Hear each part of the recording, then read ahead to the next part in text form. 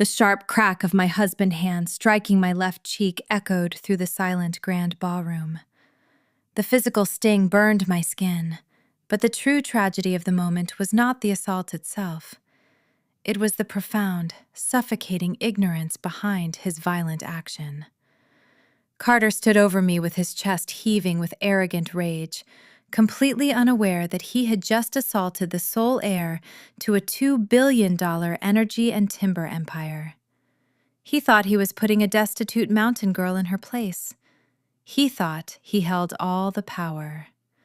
What he did not know was that I had already mapped out the destruction of his fragile corporate legacy, and the trap was about to snap firmly shut around his throat. My name is Abigail Ross. Before I explain exactly how I burned my toxic in-law's fraudulent kingdom to the ground, let me know your age in the comments below. Welcome to the Samantha Told Stories channel. Please hit the like button and subscribe if you have ever had to outsmart a family of narcissists who thought you were just a naive target. 10 minutes before the violent strike, the atmosphere inside the Obsidian Ridge Resort had reached a suffocating peak. The venue was an architectural marvel, constructed of heavy timber and floor-to-ceiling glass, nestled high in the rugged, forested hills of West Virginia. Outside, the steep Appalachian Mountains were bathed in the cold, silver light of a full moon. Inside, 600 of the state's wealthiest individuals were packed into a gilded, opulent space that stood in stark contrast to the rugged wilderness surrounding us. The room was a sea of tailored tuxedos and custom designer gowns. Waiters in crisp white jackets circulated silently, carrying silver trays loaded with top-tier vintage champagne. We were gathered for a dual celebration. Tonight marked the 10th anniversary of my father-in-law Montgomery Energy Logistics firm, as well as my 5th wedding anniversary with Carter. I sat near the center of the massive head table, with my hands resting quietly on a perfectly folded white linen napkin in my lap.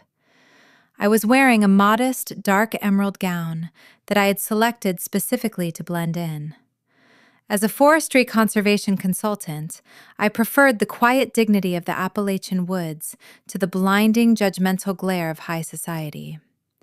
I had spent the last 5 years intentionally hiding my true lineage. I wanted a marriage rooted in genuine affection and mutual respect, not one built on financial calculation and corporate greed. I wanted a man who loved me for my character, not my bank account. Tonight, that desperate hope fractured into 1,000 jagged pieces. The clinking of a silver spoon against a crystal flute cut through the low hum of the ballroom. The string quartet playing softly in the corner faded into total silence. Montgomery stepped up to the heavy mahogany podium situated at the front of the stage. He adjusted his tailored jacket, gripped the edges of the stand with both hands, and leaned forward toward the microphone. Under the bright stage lights, he radiated the kind of unearned arrogance that only comes from old money and zero accountability. A decade ago, we forged this logistics empire from the rugged bedrock of this great state Montgomery projected. His deep voice carried a practiced theatrical authority that echoed perfectly through the sound system. We transformed raw energy into a family legacy.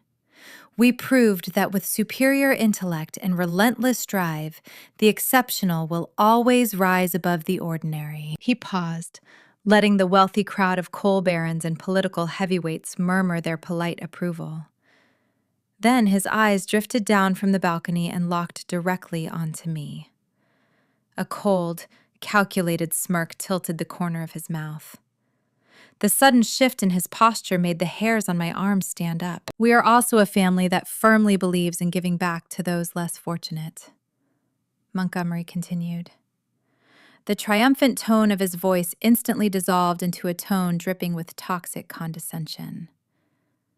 5 years ago today, my son Carter brought a hillbilly charity case right into our pristine home. The air in the ballroom seemed to evaporate.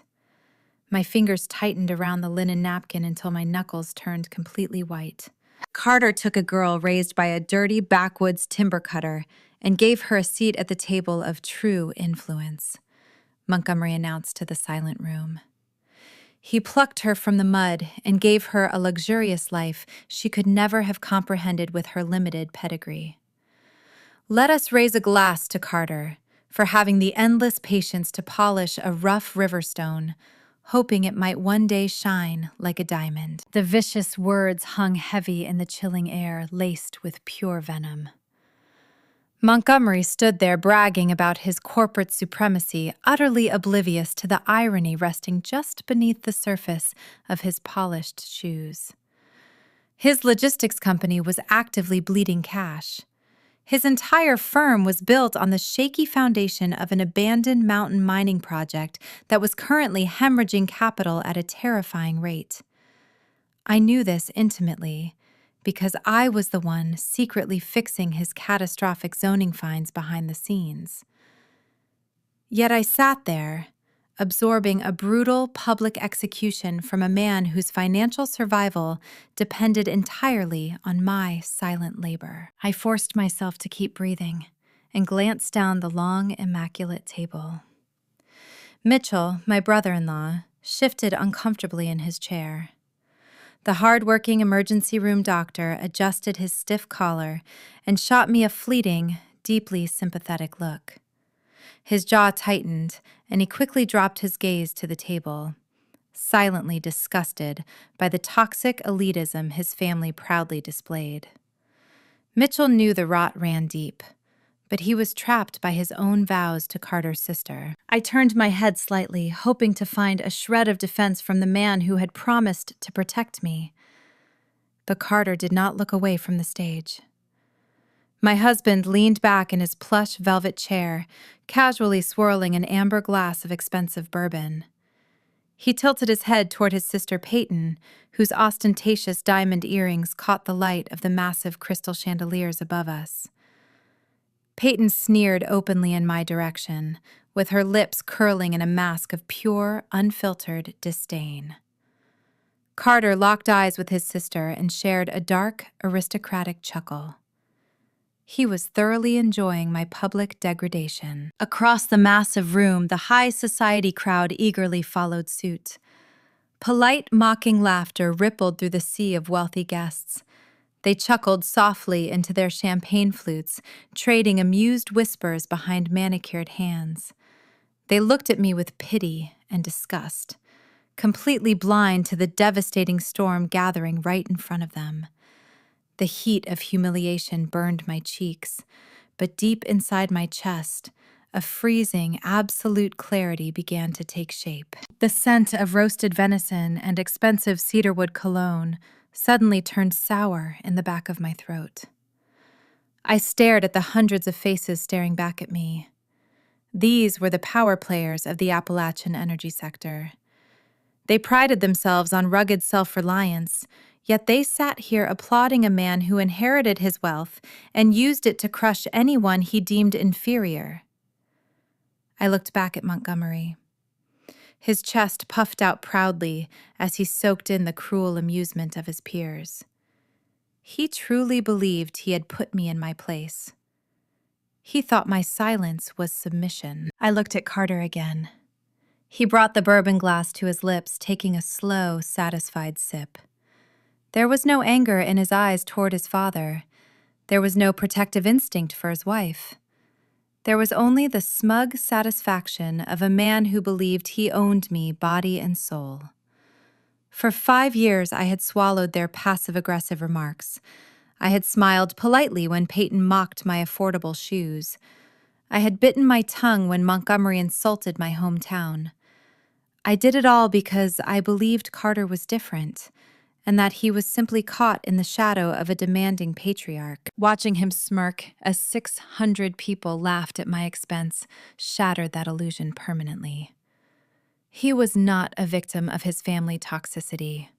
He was a willing, eager participant.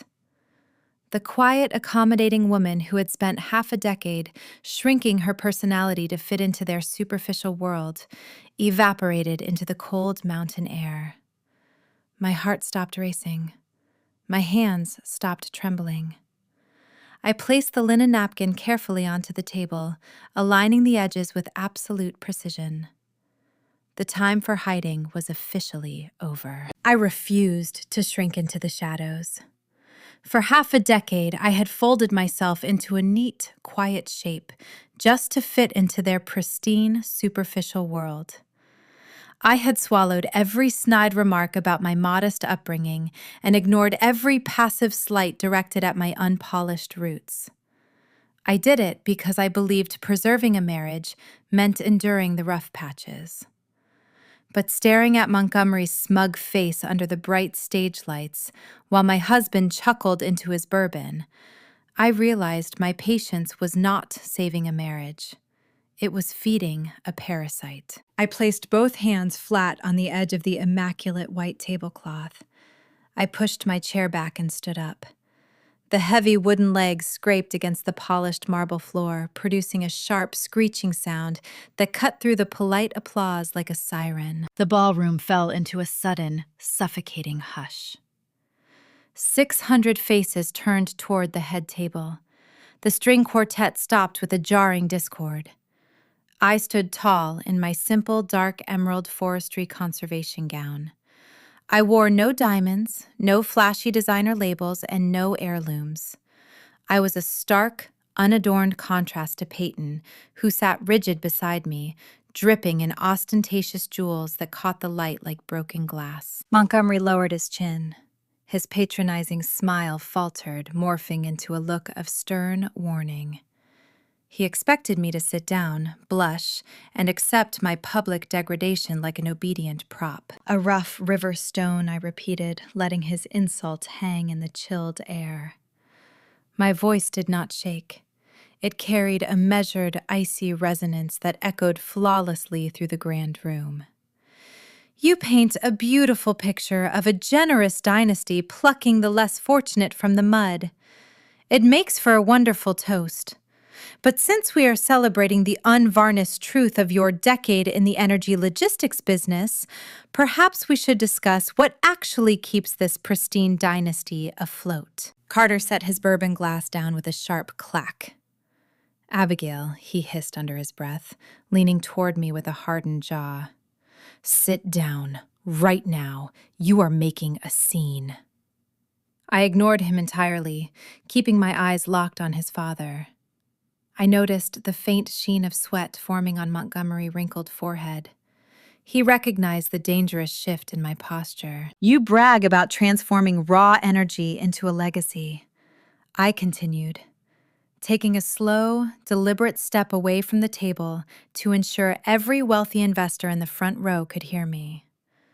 But you conveniently forgot to mention the federal watershed mandates.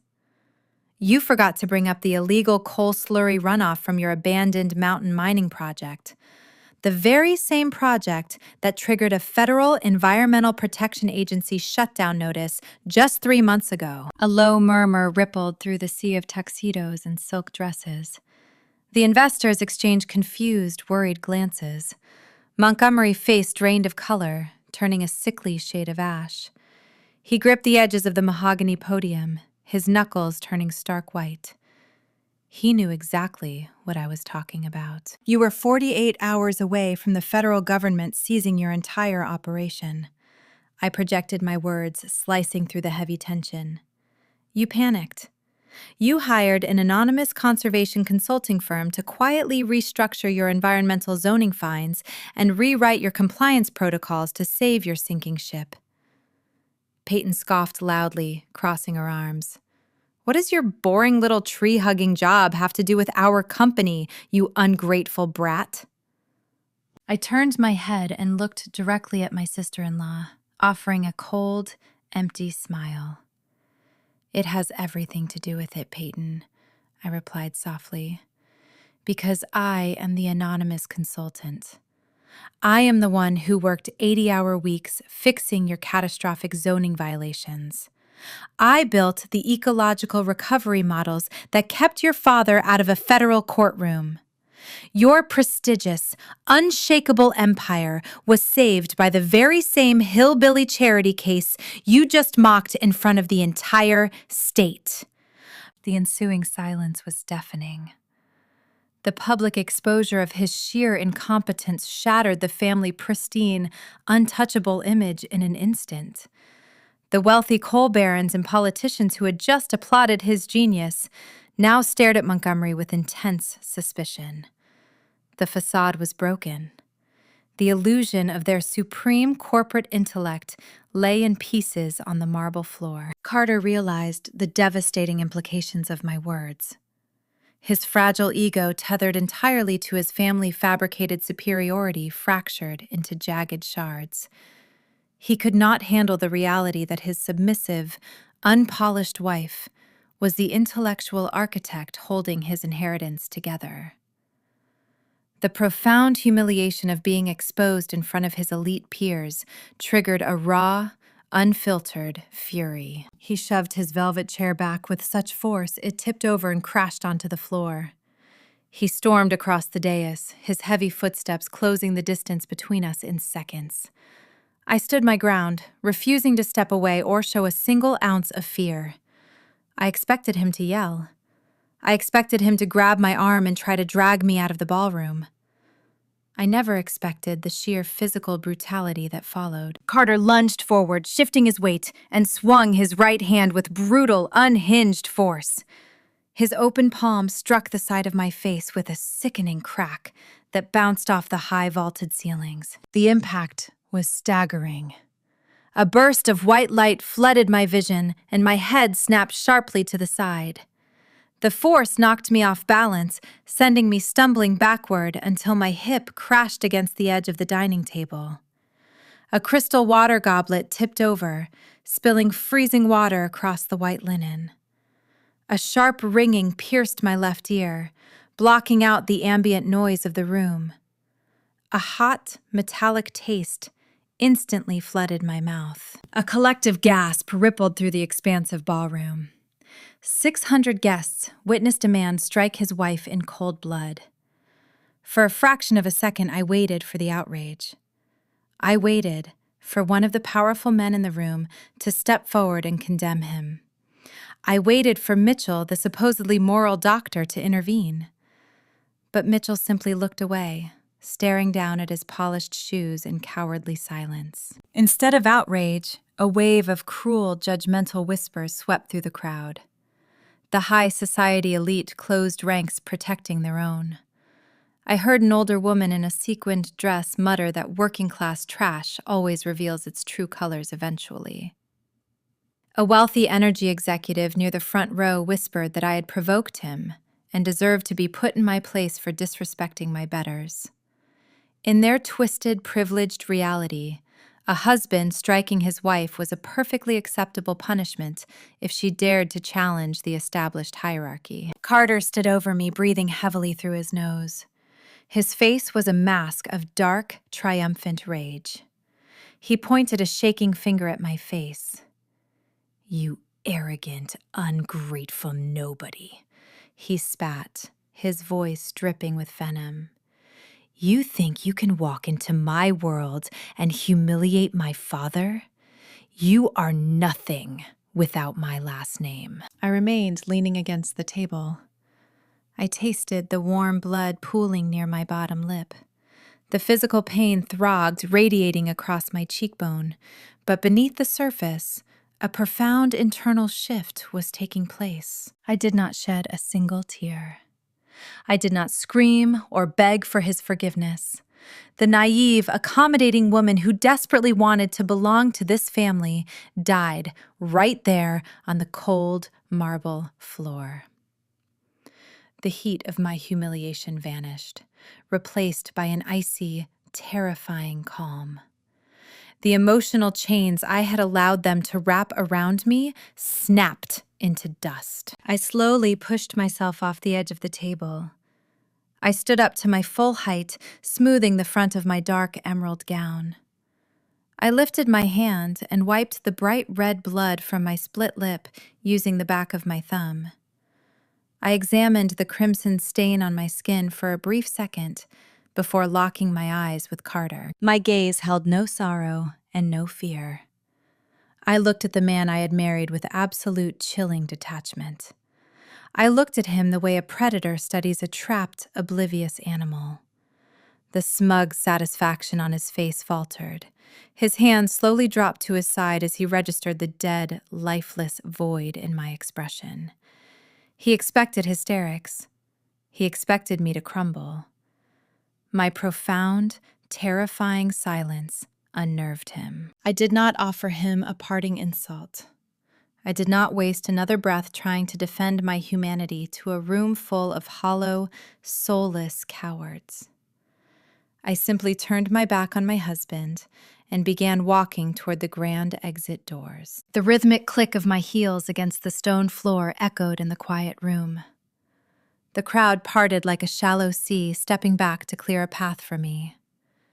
Their judgmental whispers faded into the background, becoming meaningless static. The heavy brass doors of the ballroom loomed ahead. I pushed them open and stepped out of the suffocating heat of the resort and into the crisp, biting mountain air of the Appalachian night. The physical assault was meant to break me. Instead, it provided the exact catalyst I needed to burn their entire fraudulent kingdom to the ground. I walked out into the darkness, transforming from a discarded wife into the architect of their ultimate destruction. The game of playing small was over. It was time to introduce them to the real monsters lurking in the woods. The heavy brass doors of the Obsidian Ridge Resort swung shut behind me, cutting off the suffocating heat and the muffled sounds of high society chatter. The crisp West Virginia night air hit my face like a refreshing splash of ice water.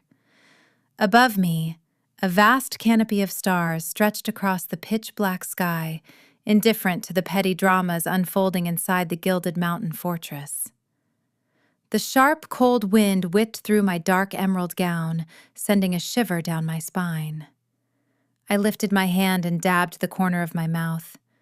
A fresh bead of blood welled from the split tissue, a stinging, physical reminder of the profound mistake I had made 5 years ago. I walked down the wide stone steps toward the empty valet staging area. The crunch of gravel beneath my heels felt grounding. Reaching into my small evening clutch, I pulled out my phone. The screen illuminated the darkness, casting a pale glow across my bruised cheek. Staring at the blank display, a vivid memory washed over me. Pushing aside the lingering adrenaline of the ballroom confrontation, I remembered a sunny afternoon sitting on the creaky wooden porch of a modest hunting cabin. I had begged my father, Silas Ross, to play a specific role. I needed to know if the man I intended to marry possessed any genuine depth.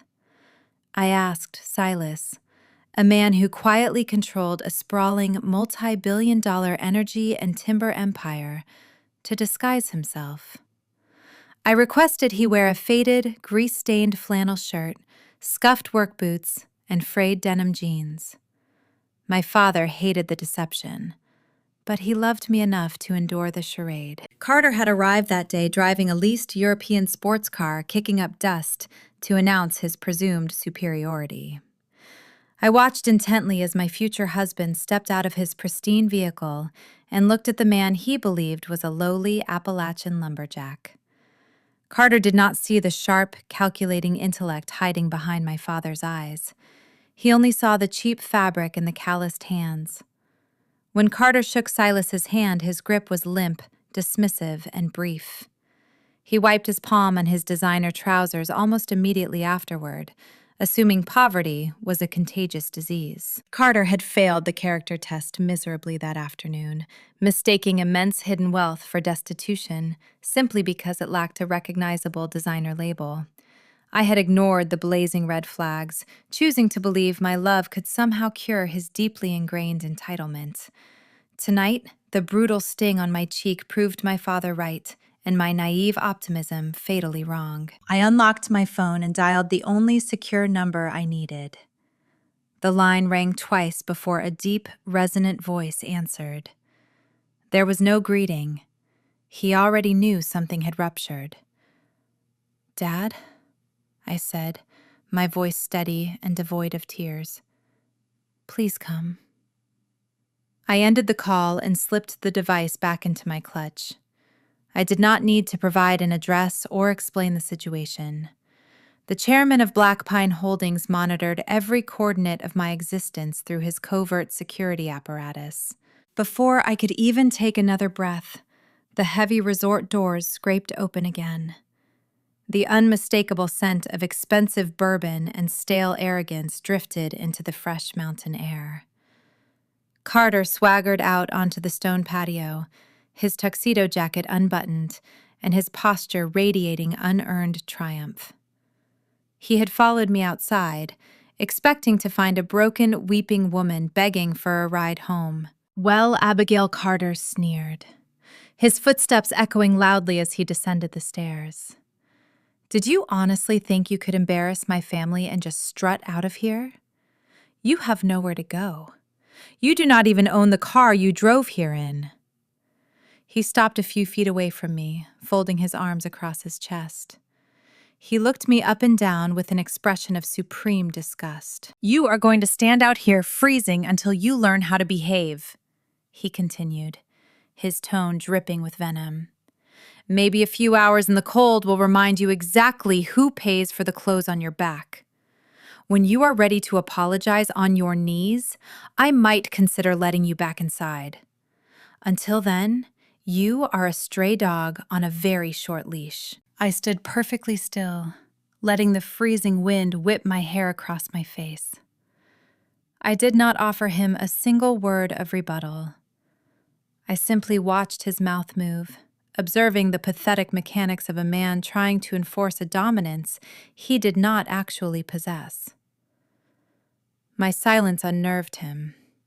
His confident smirk wavered slightly as he shifted his weight from one foot to the other, waiting for the hysterical apologies that would never arrive. Then the quiet serenity of the mountain night fractured. A low, guttural rumble echoed from the winding access road below the resort. The sound was not the high-pitched whine of a luxury sports car. It was the deep, vibrating roar of heavy tactical engines. Twin beams of blinding white light pierced the dense pine trees, followed instantly by another set, and then a third. A synchronized fleet of 3 gargantuan armored black sport utility vehicles accelerated up the steep driveway. They moved with terrifying military precision, maintaining identical following distances as their heavy reinforced tires crushed the gravel. The valets who had been hovering near their podium scattered in sheer panic, pressing themselves against the stone walls to avoid the imposing convoy. The 3 vehicles halted simultaneously right in front of the resort entrance, boxing in the circular driveway. The heavy engines idled, producing a low hum that vibrated through the soles of my shoes. Carter dropped his arms. His jaw went slack. He stared at the fleet of armored trucks, trying to process why a paramilitary detail was interrupting his private moment of domestic tyranny. The doors of the led and trailing vehicles swung open in perfect unison. 6 massive men wearing dark tactical suits and discreet earpieces stepped onto the pavement. They did not shout or brandish weapons. They did not need to. Their mere presence projected an aura of lethal, uncompromising authority. They seamlessly formed a secure perimeter around the center vehicle, treating the luxury resort driveway like a hostile combat zone. The rear door of the middle vehicle unlatched, emitting a quiet, mechanical hiss. Silas Ross stepped out into the cold moonlight. He was not wearing a stained flannel shirt or scuffed work boots. My father was draped in a bespoke, midnight blue cashmere overcoat, layered over a razor-sharp tailored suit. His silver hair caught the ambient light, and his posture radiated the terrifying predatory dominance of a man who routinely destroyed entire corporate dynasties before breakfast. Carter froze. The blood drained from his face, leaving his skin a sickly, translucent gray. His eyes darted from the tactical security team to the imposing billionaire standing on the pavement.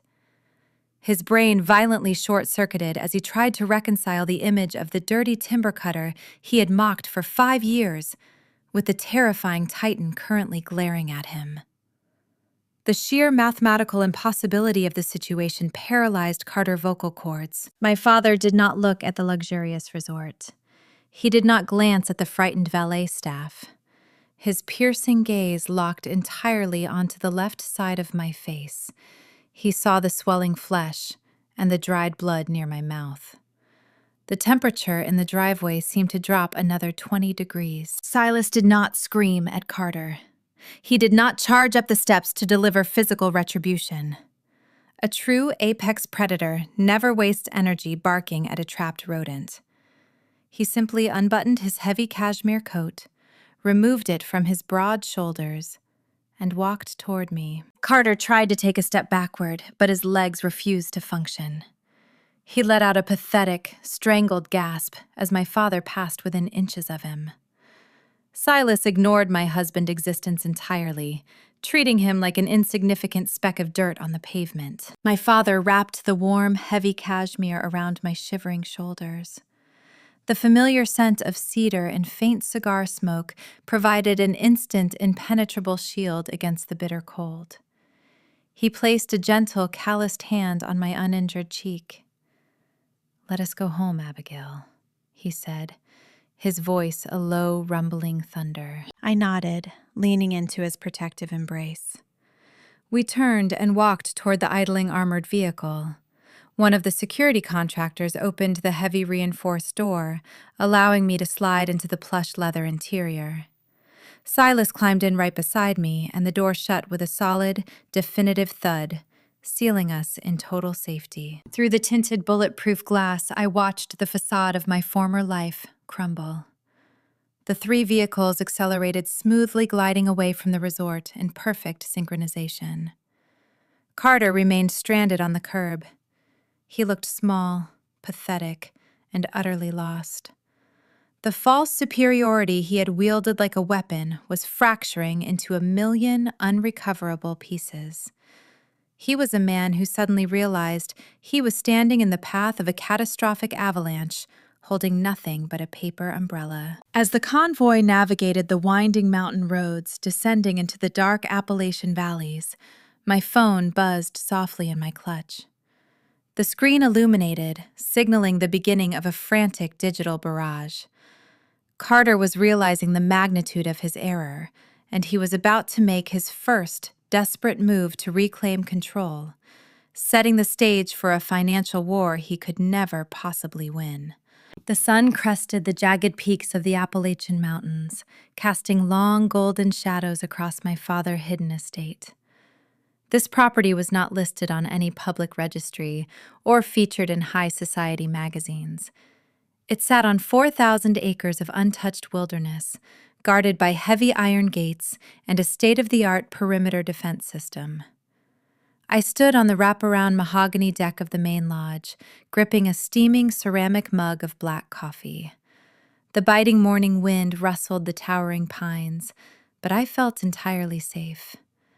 I wore a thick, oversized wool sweater that belonged to my late mother, a woman who built her own formidable shipping empire long before I was even born. My left cheek throbbed with a dull, heavy ache, a lingering physical receipt of the ballroom assault, but my mind was sharper than it had been in 5 years. On the rustic wooden table beside me, my phone vibrated without pause.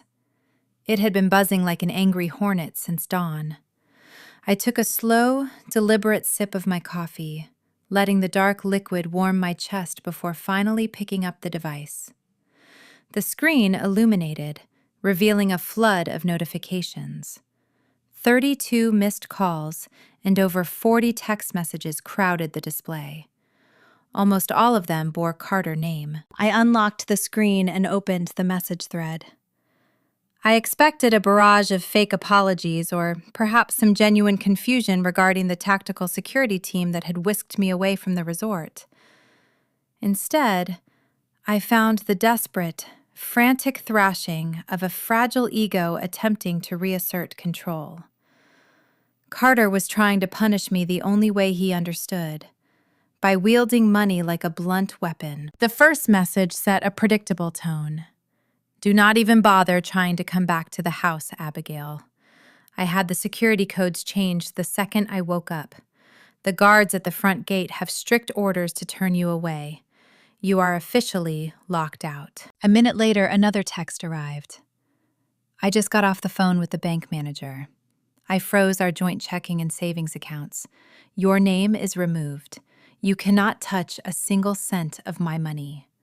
I hope you packed some loose change in your little evening purse, because you are officially broke. I stared at the glowing words, and a hollow, genuine laugh escaped my lips.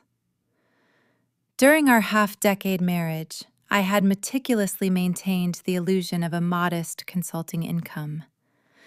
I deposited my paychecks into that specific joint account to cover daily household expenses, allowing Carter to hoard his own executive earnings. The account he just proudly froze contained perhaps $12,000. It was a paltry, insignificant sum. The supreme irony of my husband enthusiastically attempting to starve a billionaire using spare change was poetic. He honestly believed he was cutting off my oxygen supply. He had no concept of the $2 billion trust fund sitting quietly in my name, generating more interest in a single day than he earned in an entire year. The texts continued to pour in, each one dripping with more unearned superiority than the last. I canceled every personal credit card attached to your profile. Do not try to book a hotel room. The transaction will decline, and you will look like the trash you truly are. I told the staff to box up your cheap clothes and leave them by the dumpsters in the service alley. You are going to be sleeping on a park bench by nightfall. Let us see how long your little rebellion lasts when you are shivering in the cold. I read his pathetic threats with cold, analytical amusement. He was fundamentally incompetent. He was playing a localized game of checkers, while I was already moving pieces on a global chessboard. Then came the fatal, unforced error. Carter was a man who could never resist bragging, even when he was supposedly executing a flawless punishment. He needed to ensure I knew he was thriving while I supposedly suffered. He sent a final message to twist the knife. I am heading out for a prime steak lunch and buying myself a new watch to celebrate my freedom. My pristine corporate credit card is going to get a lot of use today. The company pays for my lifestyle while you rot in the gutter. I read that final sentence 3 times. My eyes scanned the specific words, corporate credit card. A chilling thrill washed over my skin.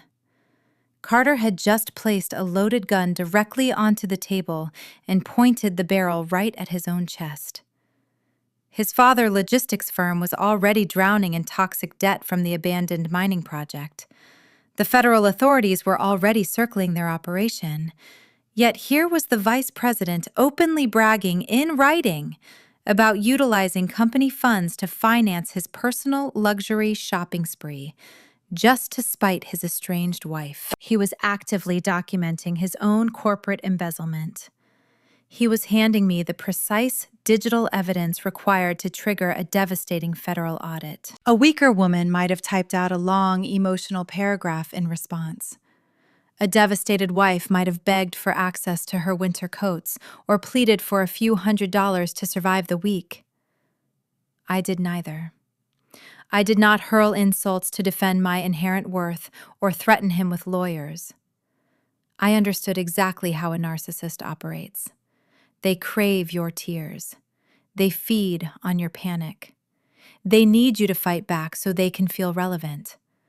I refused to give him a single drop of my energy. I opened the keyboard on my screen. I did not type a single letter.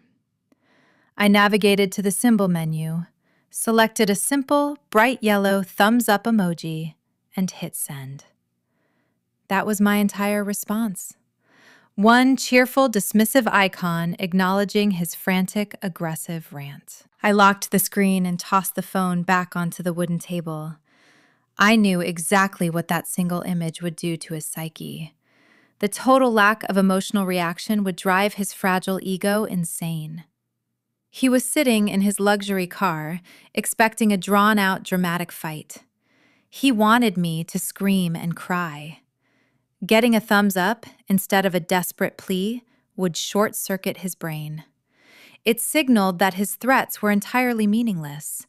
It proved his perceived dominance was a pathetic illusion. This desperate financial lockout was his opening move in a war he did not even realize he was fighting. He thought he was closing doors on me. In reality, he was handing me the exact keys I needed to obliterate his reality. The trap was set, and he had willingly stepped inside, locking the cage from the inside. I finished my coffee, watching the morning mist burn off the Appalachian tree line. My father stepped onto the deck, holding a slim silver tablet. His sharp eyes were already calculating our next corporate maneuver. We were preparing to dismantle Montgomery Company piece by piece, but Carter and his vicious family were not finished digging their own graves. While my husband played games with frozen bank accounts, his sister Peyton was actively preparing a different kind of execution. My phone chimed again, breaking the quiet mountain silence. This time the notification was not a text from Carter. It was an urgent email from the State Conservation Board carrying a very dark message. Peyton was leveraging her high society status to launch a coordinated attack, and a vicious smear campaign was already beginning to unfold across the state. The notification chimed softly against the quiet backdrop of the Appalachian morning. I looked down at the illuminated screen of my device. An urgent email from the regional director of the State Conservation Board stared back at me. The subject line lacked any polite professional courtesy. It contained a stark, immediate termination of my forestry consulting contract.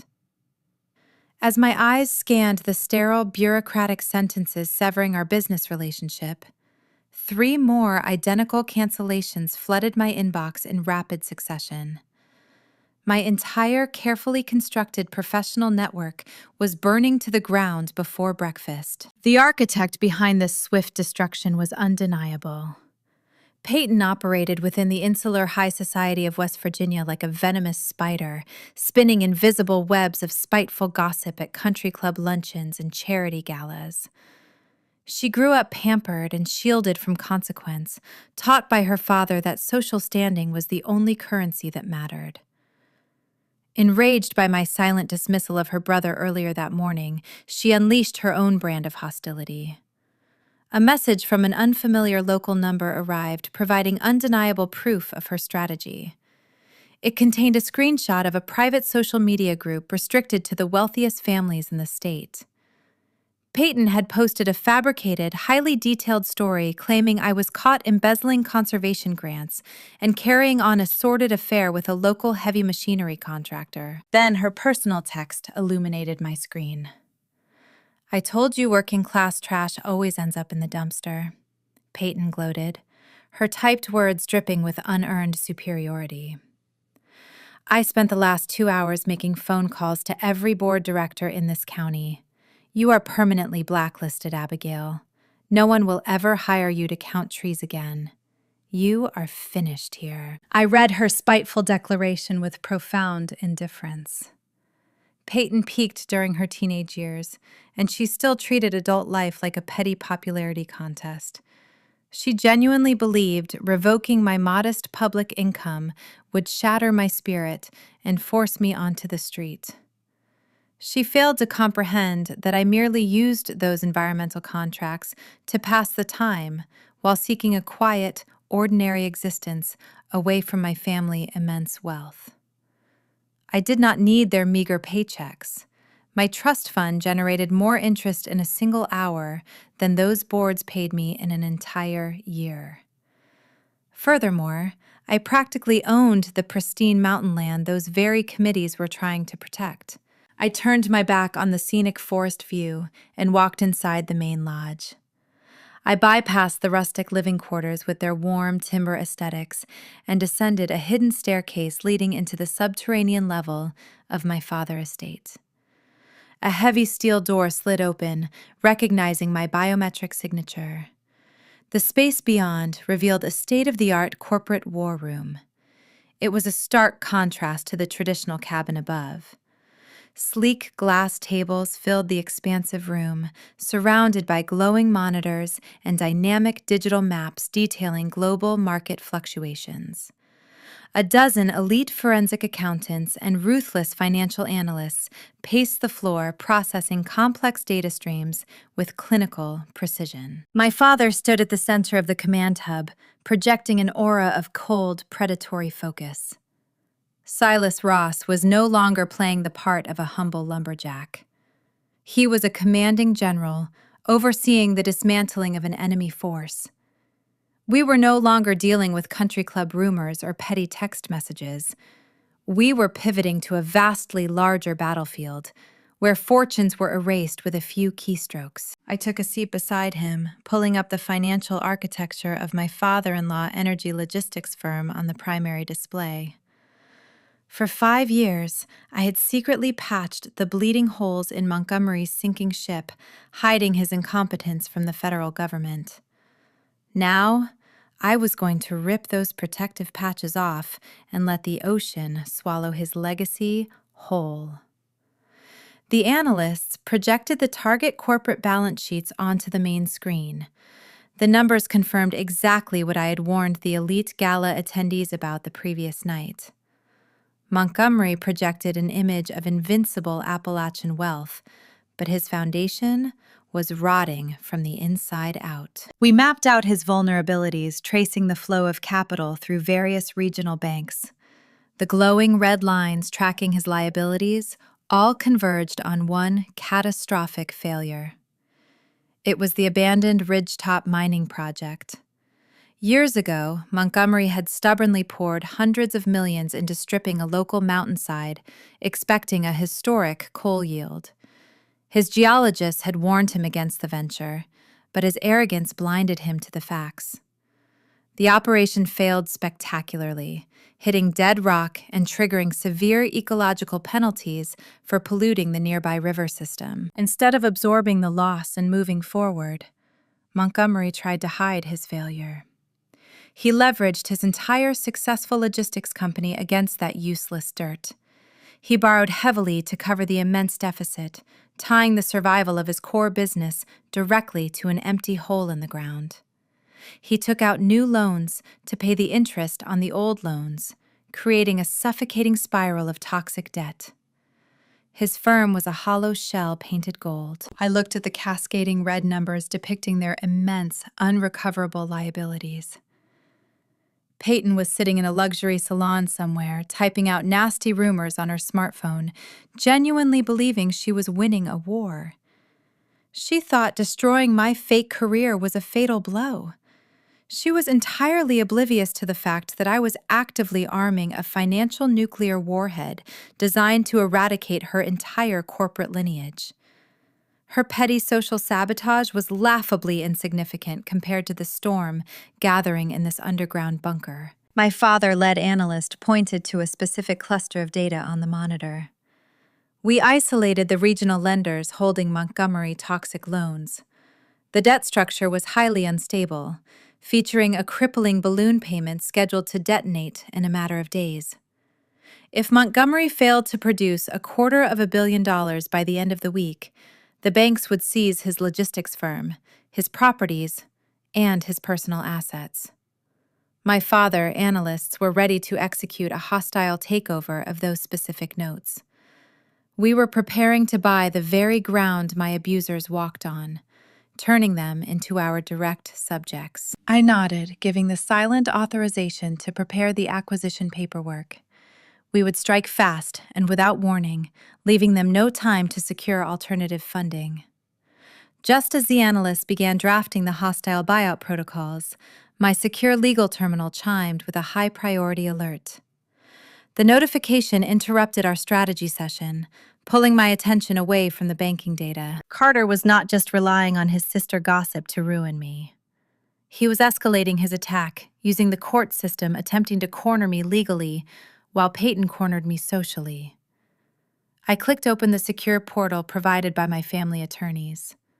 The document attached was a formal demand letter drafted by a loudmouth budget lawyer Carter had hired that morning. The legal threat was filled with pompous language and baseless accusations demanding I surrender all my hidden savings to compensate him for emotional distress. Carter thought he was delivering a lethal legal strike. He believed he could use the justice system to bleed me dry and leave me begging for mercy. He was enthusiastically pointing to a predatory contract his own family had crafted years ago. He was demanding we enforce the strict clauses of a document they designed to keep a poor girl penniless. This hostile maneuver immediately opened a new front in our war, forcing me to travel downtown to meet my own legal counsel. I would show Carter exactly what happens when you try to trap a predator inside a cage of your own making. The drive from my father-hidden estate down into the bustling heart of the state capital took just under an hour. I sat in the spacious leather backseat of the armored sport utility vehicle, watching the rugged, steep forested hills of West Virginia blur past my tinted window. The dense pine trees gave way to the winding path of the Kanawha River, reflecting the crisp morning sunlight. While the natural landscape outside projected a serene, quiet beauty, the digital document glowing on my phone screen contained nothing but frantic desperation. Carter had shifted his retaliation from social gossip to the legal realm. He realized freezing a minor checking account would not bring me crawling back to his doorstep, so he deployed a new intimidation tactic. The PDF attachment glaring at me was a formal demand letter drafted by a loudmouth budget attorney who likely advertised on late-night local television. I read the threatening paragraphs with cold, analytical precision. The language was pompous, stuffed with generic legal jargon intended to terrorize an uneducated victim. Carter claimed I had inflicted severe emotional distress upon him and deliberately sabotaged his family's pristine public image. His discount lawyer threatened a drawn-out, grueling divorce trial designed to drag my name through the mud unless I agreed to a swift settlement. The demands were laughable. Carter wanted a staggering payout of my supposed hidden savings, claiming I had secretly hoarded my forestry consulting fees. He demanded I surrender my modest vehicle, pay his mounting legal costs, and sign a non-disclosure agreement forbidding me from ever speaking about his logistics firm. He was trying to corner me, using the justice system, treating the courts like a personal weapon to bleed a working-class girl dry. I locked my phone and slipped it into my coat pocket just as my driver pulled up to a sleek, towering glass high-rise in the downtown district. I stepped out onto the busy pavement, ignoring the bustling crowds of morning commuters. I bypassed the main lobby reception and took the private elevator straight to the top floor. The heavy oak doors parted to reveal the pristine, hushed sanctuary of my family-chosen legal counsel. The air up here smelled of rich mahogany and fresh espresso. I walked directly into the corner office overlooking the river. Calvin sat behind a massive glass desk reviewing a stack of thick briefs. He was an elite $1,000-an-hour corporate litigator who represented energy tycoons and old money dynasties. He was sharp, ruthless, and possessed a mind that functioned like a steel trap. "You look remarkably unfazed for a woman whose husband just threatened to sue her into oblivion," Calvin noted, setting his pen down. He gestured to the plush leather chair opposite his desk. "I received a copy of the demand letter from his counsel this morning. The man is grasping at straws. He wants to trap you in endless litigation to force a financial surrender." I sat down and crossed my legs, smoothing the fabric of my trousers.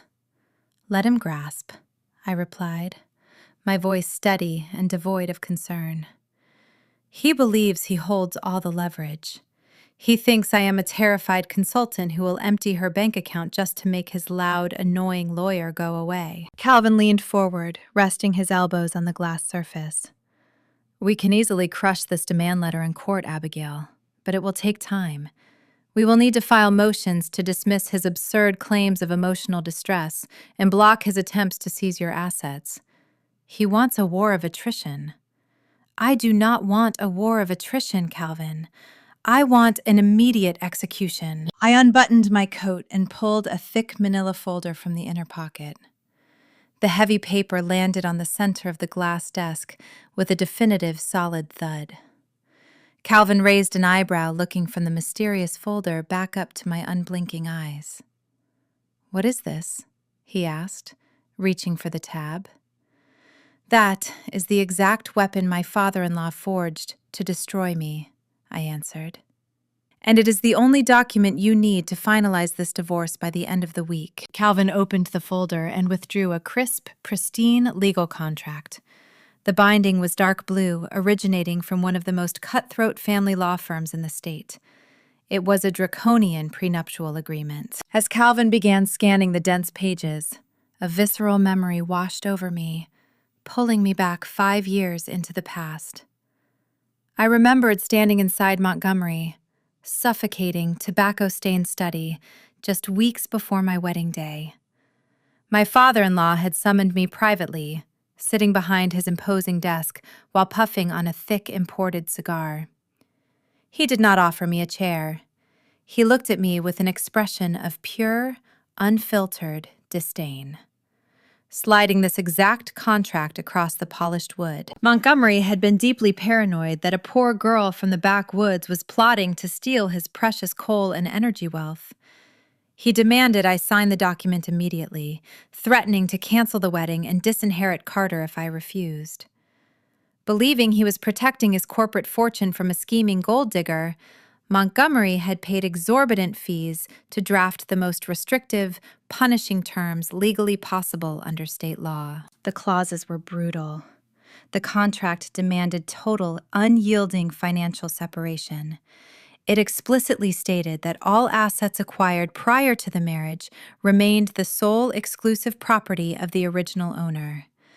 It contained an ironclad waiver of spousal support, ensuring neither party could claim a single penny of alimony, regardless of the marriage length or subsequent hardships. It dictated that, upon dissolution, both individuals would walk away with solely what they brought into the union. What is mine, and what is yours is yours.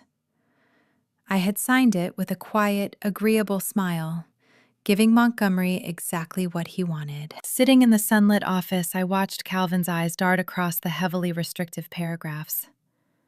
The seasoned litigator paused at the final page, lingering on the specific signatures. A slow, genuine smile crept onto his face. He looked up at me, taking off his silver-framed reading glasses. The quiet, professional atmosphere of the room shattered as Calvin let out a booming, deep-chested laugh that echoed off the glass walls. "This is brilliant," he chuckled, tapping his index finger against Montgomery's arrogant, scrawling signature. "The sheer, staggering irony of this document is a masterpiece. Your father-in-law was so terrified of losing his logistics empire to a forestry consultant that he ordered his attorneys to build an impenetrable fortress."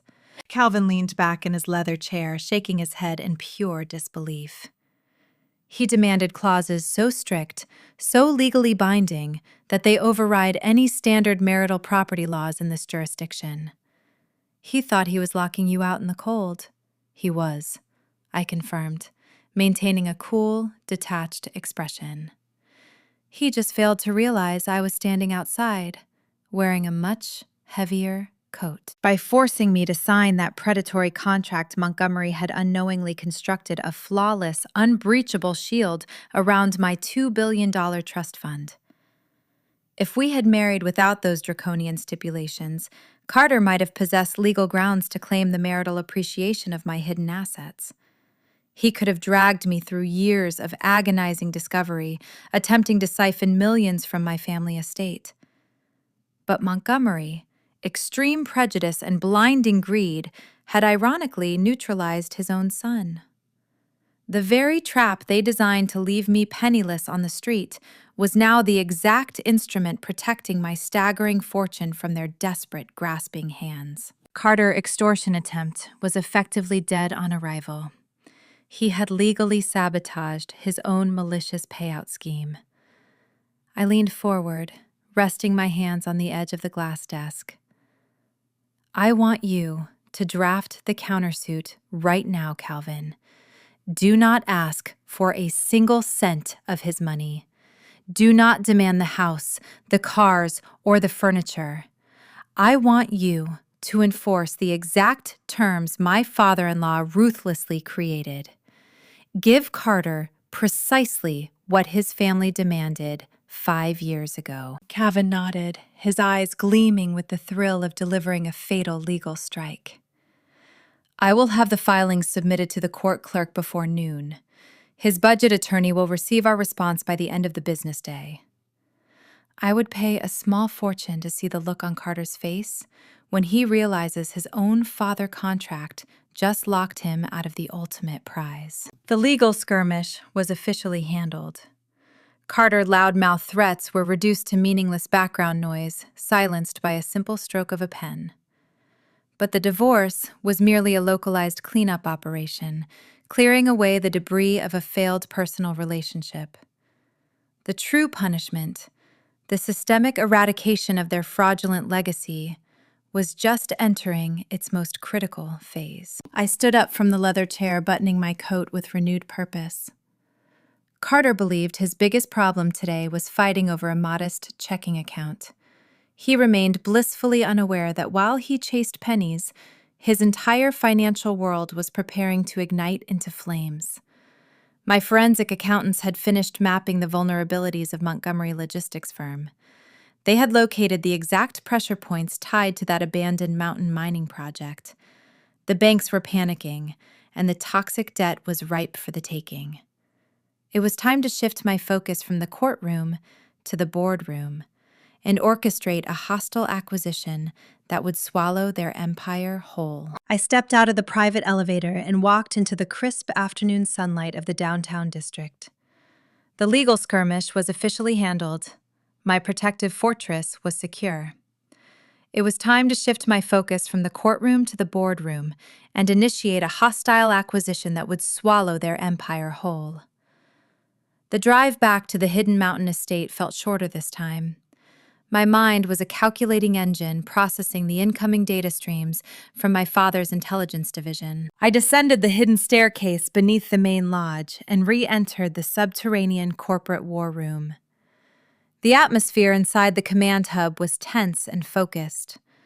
The faint smell of ozone and dark roasted coffee filled the chilled air. A dozen elite financial analysts paced the floor, their eyes darting across glowing digital monitors. My lead forensic accountant, a sharp man named David, stood near the primary display. He turned toward me as I approached, his face illuminated by a harsh crimson glow radiating from the screen. "We found the terminal fracture, Abigail," he announced, tapping his pen against the glass monitor. I looked at the cascading red numbers depicting their immense, unrecoverable liabilities. The anchor dragging them into the abyss was staggering. Montgomery & Carter logistics firm was drowning in a toxic sea of bad loans centered entirely around one spectacular failure. The documents labeled it the Blackridge Summit Initiative. I knew the history of this disaster intimately. Years ago, Carter had attempted to prove his business acumen by pivoting away from standard freight logistics into raw resource extraction.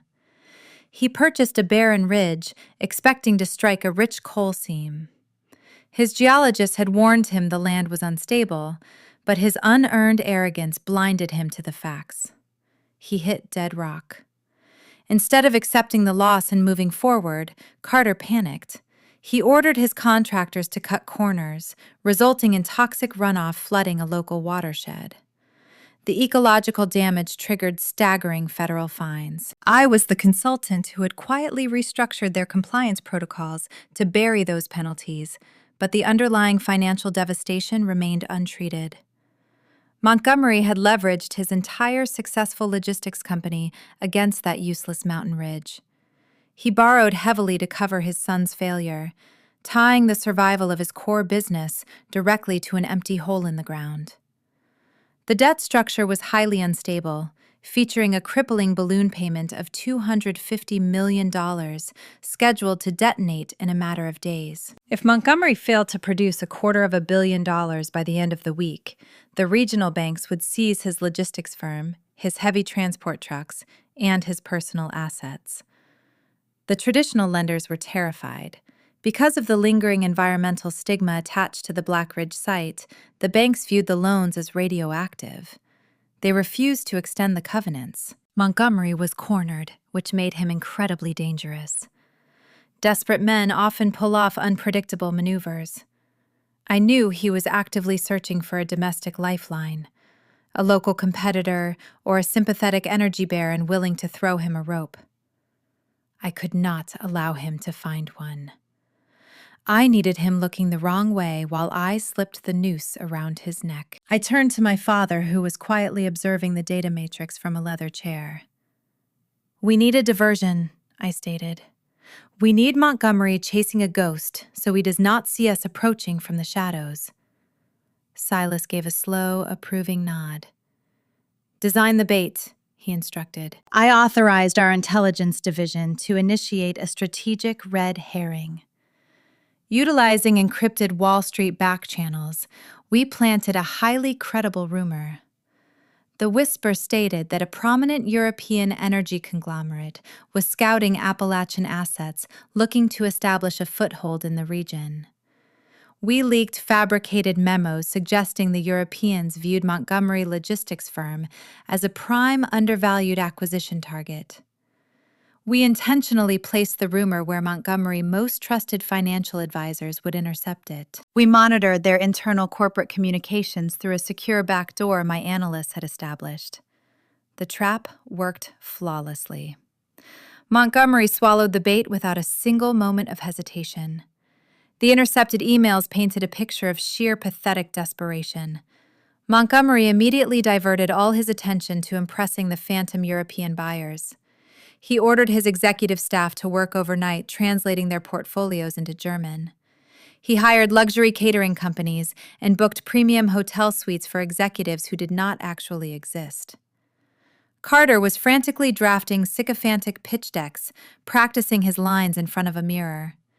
They were running themselves ragged, chasing a mirage, completely blind to the domestic ambush gathering right in their backyard. While they focused their frantic energy across the Atlantic, I struck. I directed Black Pine Holdings, my reclusive private equity firm, to contact the regional lenders holding the toxic Black Ridge notes. The bankers were sweating in their sterile offices, terrified of the impending public default that would tank their quarterly earnings. When my anonymous brokers offered to purchase the entire debt portfolio, the lenders practically tripped over themselves in relief. We offered a slight discount on the paper, a sum that meant nothing to a $2 billion trust, but represented a miraculous escape for the panicked bankers. The negotiations were swift and ruthless. Within hours, the terrified lenders signed the transfer documents. The transaction happened in total secrecy. Millions of dollars shifted hands through secure digital portals without a single press release or public handshake. I stood in the underground war room, watching the digital confirmation flash across the main screen. The ink dried, legally binding the fate of my abusers to my command. I now owned the commercial mortgages on their sleek corporate headquarters. I held the liens on their entire fleet of transport trucks. I possessed the deeds to their sprawling personal estates. I legally owned the very ground they walked on. The shift in power dynamics was total and undeniable. I pulled up the hacked security feed from Montgomery Executive Suite. The high-definition camera mounted in the corner of his office broadcasted a scene of supreme, suffocating irony. Montgomery and Carter stood near a mahogany wet bar, holding crystal flutes filled with cheap domestic champagne. They were clinking their glasses together, sporting wide, victorious grins. The audio feed revealed they were celebrating a temporary 48-hour deadline extension granted by the regional banks. The lenders had stalled the foreclosure just long enough to process our debt acquisition, but Montgomery interpreted the delay as a massive victory. Carter boasted to his father, claiming the banks were backing off because the European conglomerate was actively reviewing their files. They were toasting to their own brilliant survival, entirely unaware that the executioner had just tightened the rope. I watched Carter sip his champagne, his face flushed with unearned pride. He believed he had outsmarted the financial sector and punished his defiant wife in a single day. He thought the game was over. But to trigger the default clauses flawlessly and initiate the final corporate execution, I needed one last piece of physical ammunition. The digital transfers proved the debt, but I required the unredacted transaction logs proving Carter's deliberate embezzlement of investor funds. Those specific files were isolated from the main network, stored on a heavily encrypted hard drive I had securely taped beneath my old desk months ago. I could not hack it remotely. I had to retrieve the physical drive to complete the puzzle. I turned away from the security feed and walked toward the armory. I needed to trade my comfortable sweater for unassuming casual clothes. The financial acquisition was secured, but the real danger was just beginning.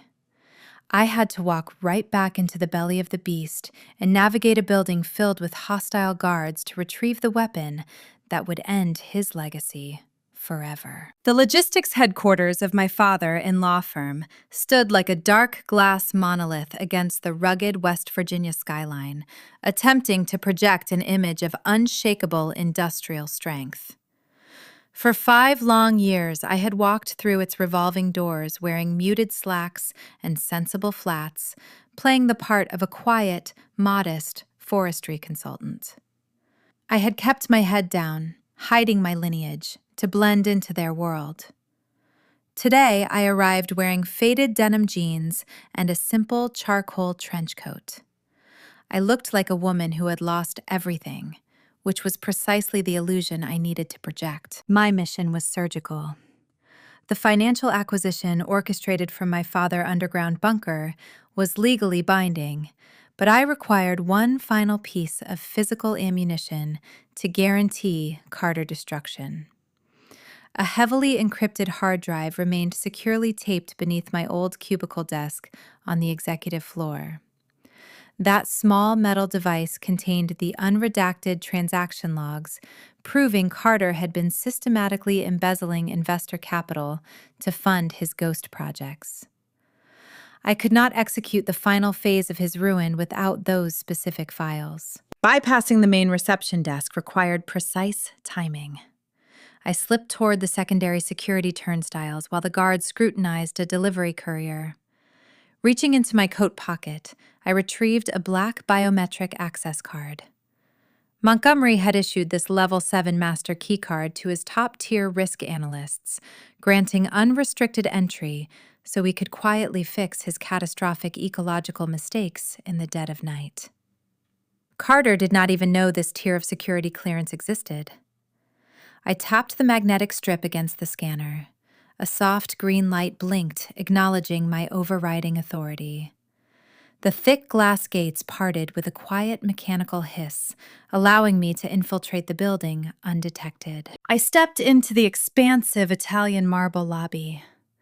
The morning rush hour hummed with the sound of expensive leather shoes echoing across the polished stone.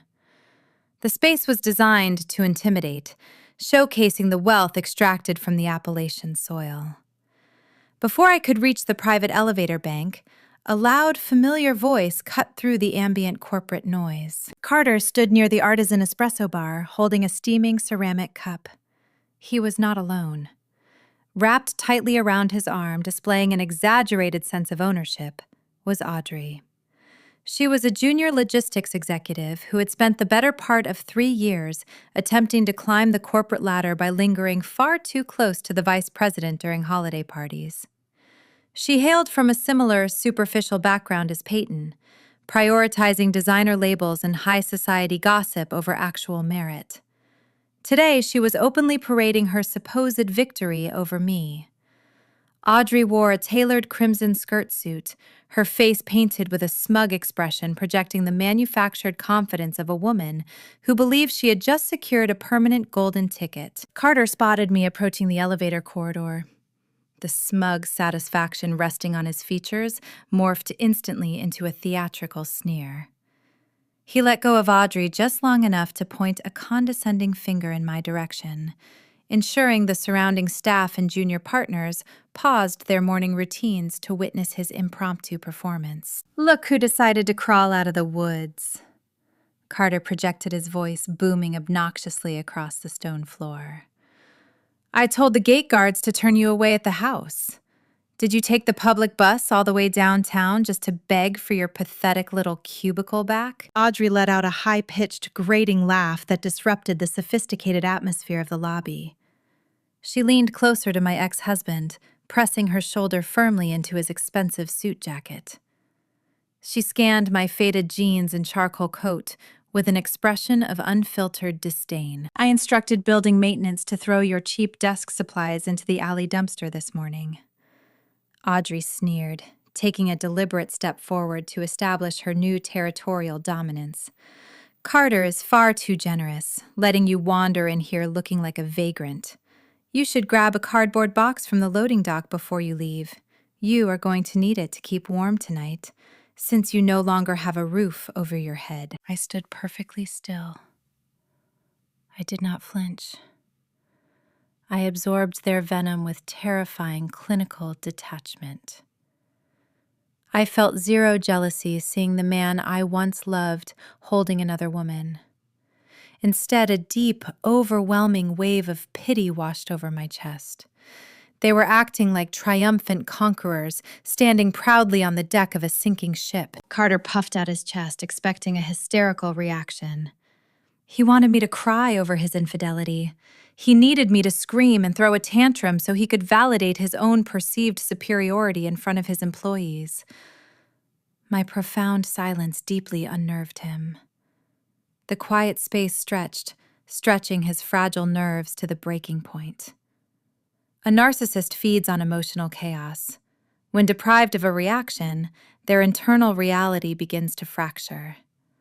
Carter shifted his weight nervously, his confident smirk wavering as he waited for a defense that never came. Seeking to fill the uncomfortable void, Audrey reached up to adjust Carter's collar.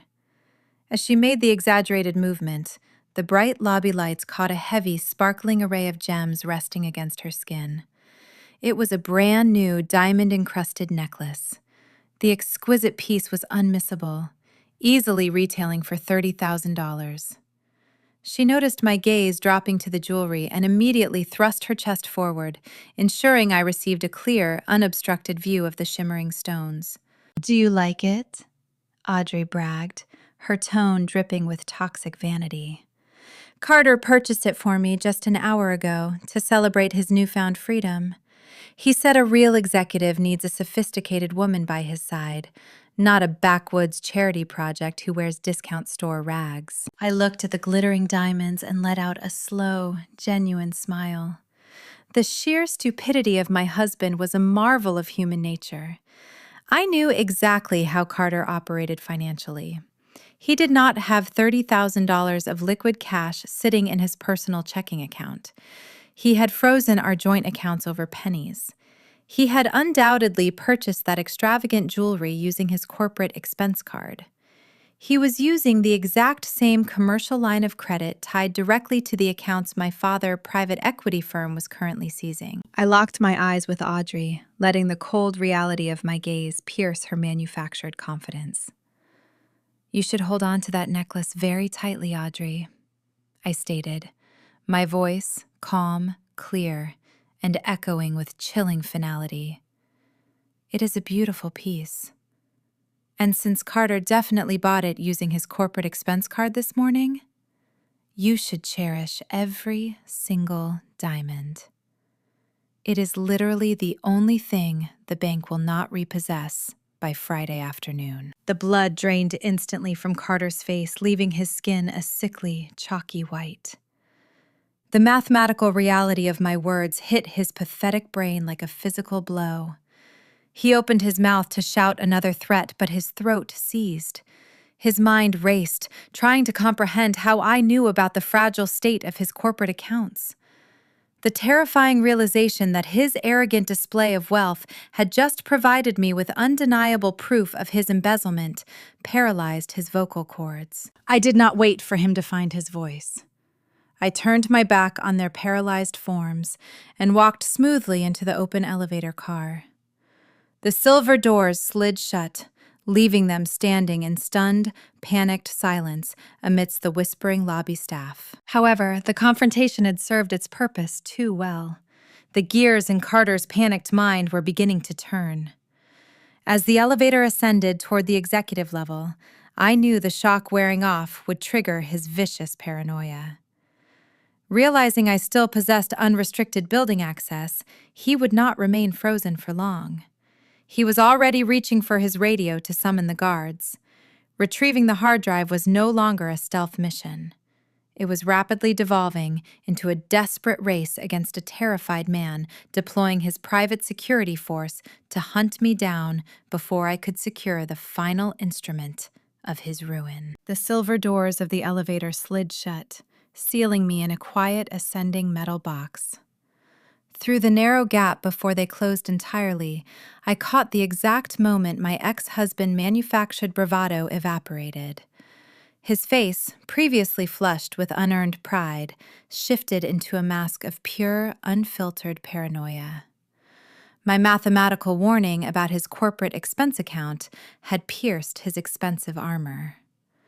I watched him frantically pat down his tailored pockets, retrieving his radio transceiver.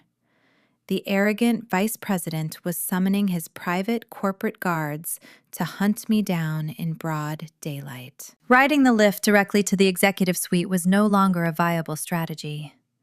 Carter would simply override the controls from the lobby terminal and lock the cab, trapping me suspended between floors like a rat in a cage. I needed to pivot immediately. As the digital floor indicator ticked upward, I pressed my biometric card against the emergency maintenance panel. The glowing display shifted from the penthouse level to the sub-mechanical floor, a restricted tier located right beneath the main administrative offices. The carriage halted with a subtle jolt, and the doors parted to reveal a dimly lit, labyrinthine corridor. I stepped out into a network of exposed concrete, thick bundles of fiber optic cables and humming climate control units. This was the nervous system of Montgomery Logistics' empire. During my 5 years acting as the quiet, unassuming forestry consultant, I had spent countless nights navigating these exact maintenance tunnels. My father-in-law had demanded I secretly rewrite his environmental compliance reports to hide his disastrous ecological violations. To do that without drawing attention from the daytime staff, I had mapped every hidden access point, ventilation shaft, and restricted network hub in this towering glass monolith. My forced late-night labor had inadvertently handed me the perfect architectural blueprint for his destruction. I moved swiftly past the large industrial fans, my rubber-soled boots making virtually zero noise against the sealed concrete floor. Reaching the heavy steel door of the primary server room, I swiped my keycard. The electronic deadbolt disengaged with a satisfying mechanical click. I slipped inside the freezing, climate-controlled sanctuary. Towering racks of blinking data servers surrounded me, storing the financial lifeblood of the entire organization. I bypassed the standard employee workstations and walked directly to the master terminal, a secured interface typically reserved for the chief financial officer. Drawing the encrypted flash drive from my trench coat pocket, I plugged the small metal device into the primary port. My fingers danced across the keyboard, bypassing the standard firewall protocols using backdoor administrative codes I had written myself months ago. This was no longer a simple retrieval of old files. This was a high-stakes digital heist. I initiated a direct download of the raw, unredacted transaction logs covering the last half-decade of corporate operations. A loading bar appeared on the glowing monitor, calculating the immense volume of data. As the files cloned onto my drive, a preview window rapidly scrolled through the raw ledgers. The evidence was damning and undeniable. Carter had been treating investor capital like his personal piggy bank.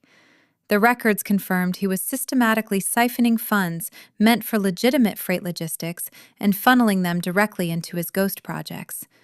Millions of dollars were routed to the failed Black Ridge Summit venture, masking the catastrophic losses from the board of directors using a web of fictitious shell companies and fake contractors. But the theft went much deeper than bad business decisions. The ledgers detailed his extravagant lifestyle funded entirely by fraudulent expense reports. There were digital receipts for leased European sports cars, private chartered flights to offshore resorts, and luxury penthouse rentals. He was utilizing stolen equity to project the illusion of Appalachian royalty. And right at the top of the recent transaction list, shining like a beacon of his profound incompetence, was a $30,000 charge from a high-end jewelry boutique processed just hours ago. Carter had legally documented his own theft to buy Audrey a diamond necklace, handing me the exact ammunition required to trigger a devastating federal audit. The progress bar reached 80%. The quiet hum of the cooling fans was suddenly pierced by a sharp, rhythmic thud echoing from the adjacent concrete hallway. Heavy boots were pounding against the floorboards. Carter's security team had realized the elevator was empty and triangulated my keycard signal to the sub-mechanical level. I watched the digital percentage creep agonizingly slow. 85, 88, 91. The footsteps grew louder, multiplying as a full squad of guards converged on my location. I could hear their aggressive radio chatter filtering through the thick walls, coordinating a tactical breach of the corridor. At 95%, the heavy steel door of the server room rattled violently.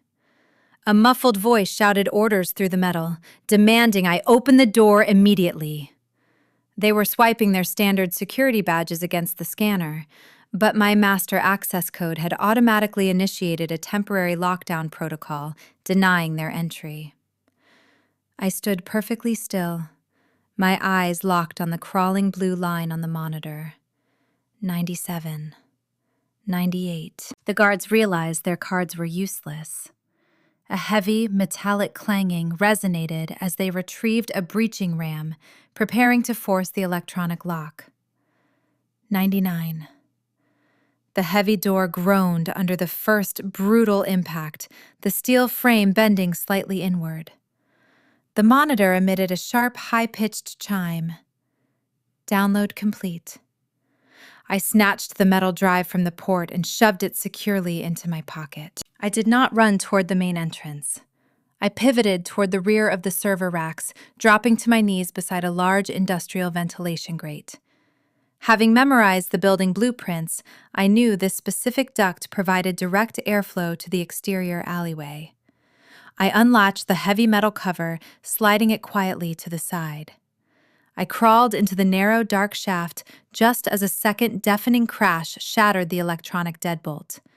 The steel door burst open and a flood of security guards swarmed the room, shouting commands and drawing their tactical batons. I pulled the grate shut behind me, sealing myself in the shadows. Navigating the cramped metal duct, I moved swiftly toward the faint glow of daylight ahead. A minute later, I pushed open the exterior louver and dropped softly onto the pavement of a bustling side street. The cold mountain breeze hit my face, carrying the scent of pine and diesel exhaust. I blended instantly into the dense crowd of morning commuters, looking like just another anonymous pedestrian navigating the West Virginia Capitol. Carter guards were currently searching an empty room, grasping at shadows, completely oblivious that the architect of their downfall had just vanished into thin air. I had secured the financial kill shot. The unredacted ledgers were safe in my pocket, ready to be weaponized alongside my father-hostile debt acquisition. Carter corporate empire was minutes away from total eradication. But while I orchestrated this lethal strike downtown, a different kind of detonation was occurring in the affluent suburbs. The collateral damage of their toxic family dynamics was reaching a critical breaking point. Peyton was about to discover that running a vicious social smear campaign could not save her from the inescapable rot festering inside her own marriage, pulling her husband Mitchell directly into the crossfire. The extraction vehicle idled quietly near the edge of the downtown district, waiting for my swift departure from the logistics headquarters. I slipped into the spacious rear cabin, and the heavy armored door sealed shut behind me, cutting off the ambient noise of the capital city. I placed the encrypted hard drive onto the leather console. The small metal rectangle held the undeniable proof of Carter and his corporate theft. As the driver navigated our return path toward the mountain estate, my secure tablet illuminated with incoming intelligence alerts. My father's surveillance network was monitoring every financial tremor radiating from Montgomery's crumbling enterprise. While I had been surgically extracting the digital ledgers from their server room, a parallel detonation was occurring in the affluent suburbs. The collateral damage of their poisonous family dynamics had finally reached a critical breaking point. Peyton believed her mornings spent spreading venomous rumors about my character had secured her position at the top of the local social hierarchy. Empowered by her own spite, she decided to reward herself with a lavish shopping spree. She strolled into a high-end boutique located in the most exclusive commercial district of the city. This was a place where wealthy coal barons and energy executives sent their wives to purchase imported European fashion. Peyton paraded through the pristine showroom, demanding the immediate attention of the boutique manager. She selected a rare designer handbag costing upwards of $20,000, intending to flaunt it at the country club that evening as a trophy of her manufactured superiority. Arriving at the polished checkout counter, she casually dropped her premium titanium credit card onto the glass surface. She expected the familiar, approving chime of the payment terminal. Instead, the machine emitted a harsh, singular beep of rejection. The boutique manager maintained a strained professional smile and discreetly informed her that the transaction was declined. Peyton scoffed, blaming a simple banking error, and produced a secondary corporate card tied to her father logistics empire. That card produced the exact same glaring red error message. The banks, acting on the hostile debt acquisition my father had finalized just hours prior, had frozen every single line of credit attached to Montgomery's name. Peyton stood frozen, surrounded by the hushed whispers of her high society peers. The illusion of her infinite wealth shattered in an instant, leaving her utterly humiliated in front of the very audience she sought to impress. Fueled by sheer embarrassment and blinding rage, Peyton stormed out of the boutique. She sped her luxury sports car back to her sprawling suburban estate, expecting to find someone to blame for her public disgrace. Instead, she found her husband, Mitchell. Mitchell stood in the expansive kitchen, quietly brewing a pot of coffee. He was a dedicated emergency room physician at the regional medical center. He spent his grueling 14-hour shifts saving the lives of injured miners and local forestry workers. He possessed a rugged, unyielding moral compass, forged by his genuine Appalachian roots. He had married Peyton years ago, hoping her superficial tendencies were just a passing phase. Over time, he watched the toxic entitlement of her lineage consume whatever good remained in her heart. Peyton did not ask about his exhausting shift at the hospital. She did not offer a word of comfort to the man who saved lives for a living. She launched into a hysterical tirade, screaming about her frozen credit cards and the sheer indignity of being denied a designer handbag. She demanded that Mitchell immediately log into his personal banking portal and wire his entire life savings into Montgomery's failing firm. She insisted her father needed a temporary bridge loan to satisfy the panicked creditors and restore her purchasing power. She treated her husband hard-earned surgical income as if it were a casual slush fund designed exclusively to subsidize her vanity. Mitchell did not raise his voice. He set his coffee mug down on the granite countertop and looked at the woman he had married with cold, clinical detachment. He had been a silent observer at the anniversary gala, disgusted by the way Carter and Montgomery had degraded me. He had noticed the glaring red flags waving over their logistics firm for months. Behind their backs, he had reviewed the public filings and recognized the inescapable rot consuming their enterprise. He knew about the severe ecological fines. He suspected the gross financial negligence funding their lavish lifestyle. Mitchell firmly refused to act as their personal automated teller machine. He stated clearly that he would not sacrifice his daughter's future to plug the gaping holes in a sinking ship steered by arrogant fools. His calm defiance ignited a fierce, abusive meltdown. Peyton erupted, hurling vicious insults that echoed through the empty halls of their mansion. She belittled his medical career, calling him a glorified peasant who owed his entire societal standing to her family name.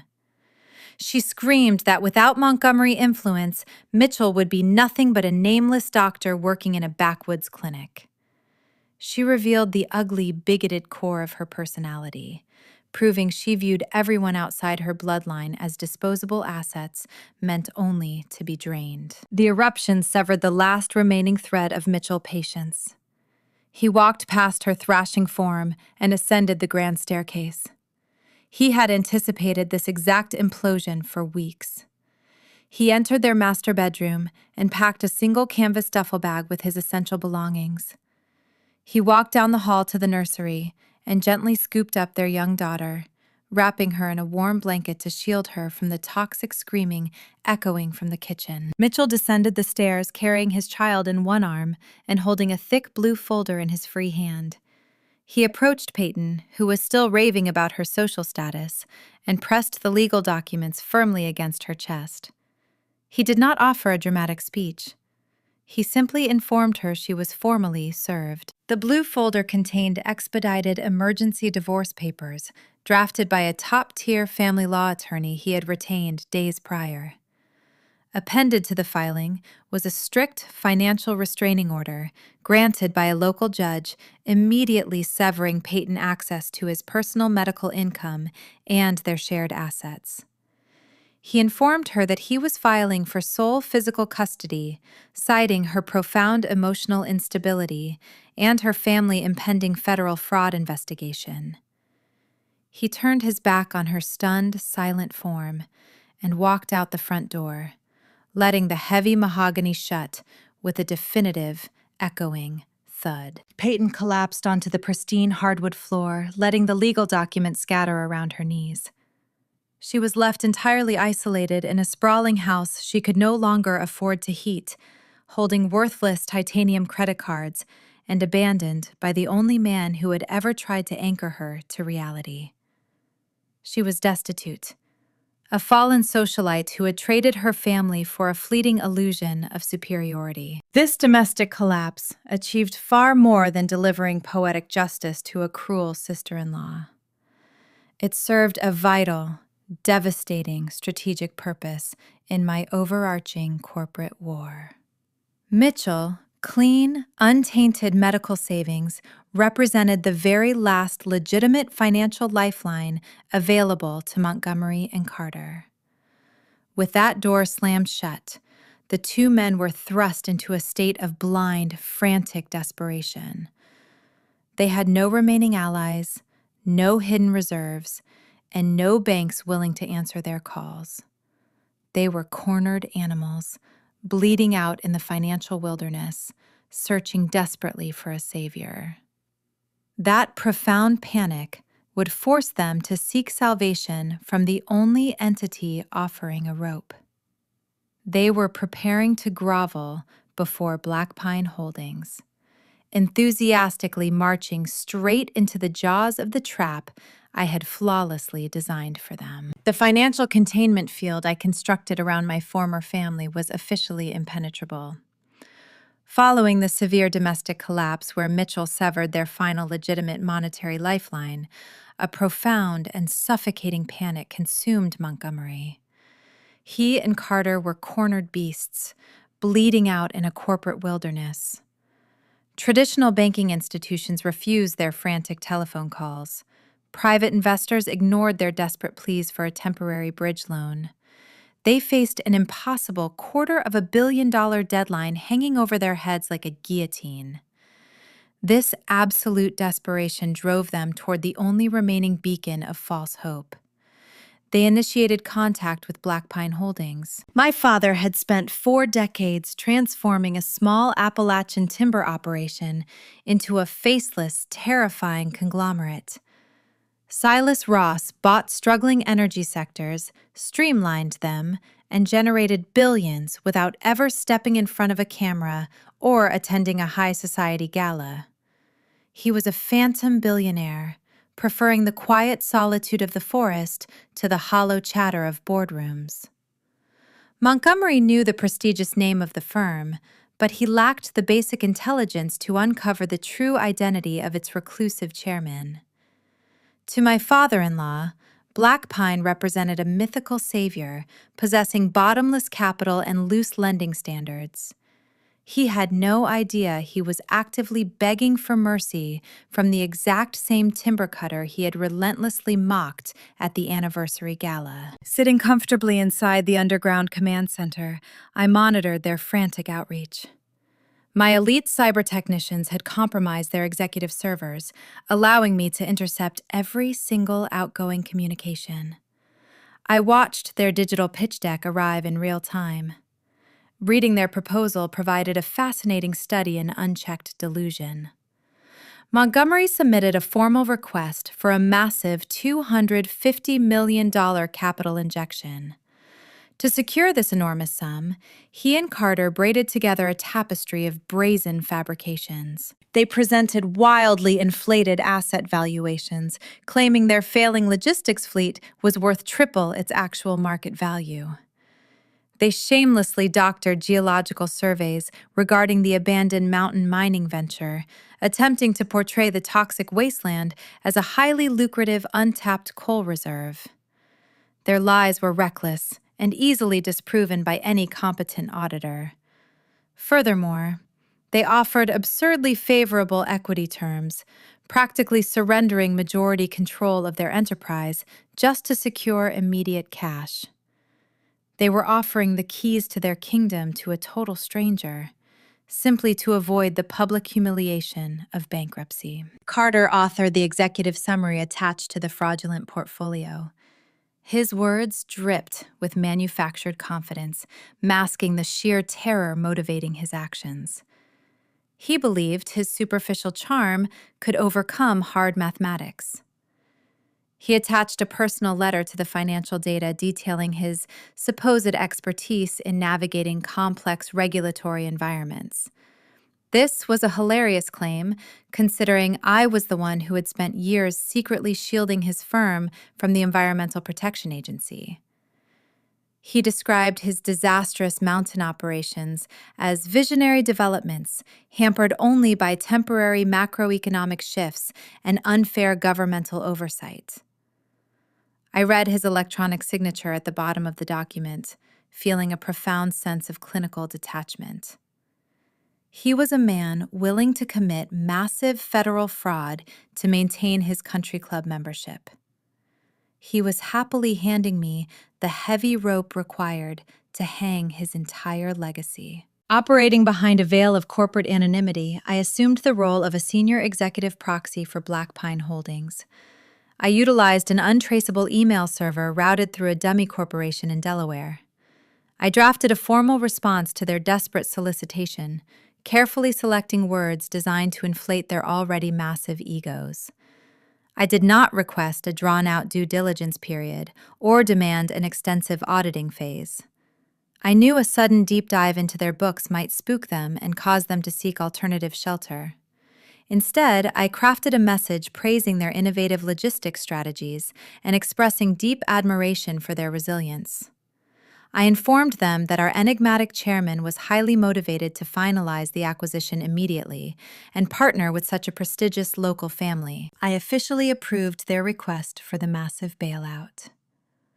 To ensure the trap snapped shut with maximum theatrical impact, I scheduled an emergency in-person signing ceremony for the very next morning. I insisted the meeting take place directly inside their own West Virginia corporate headquarters. They eagerly accepted the terms.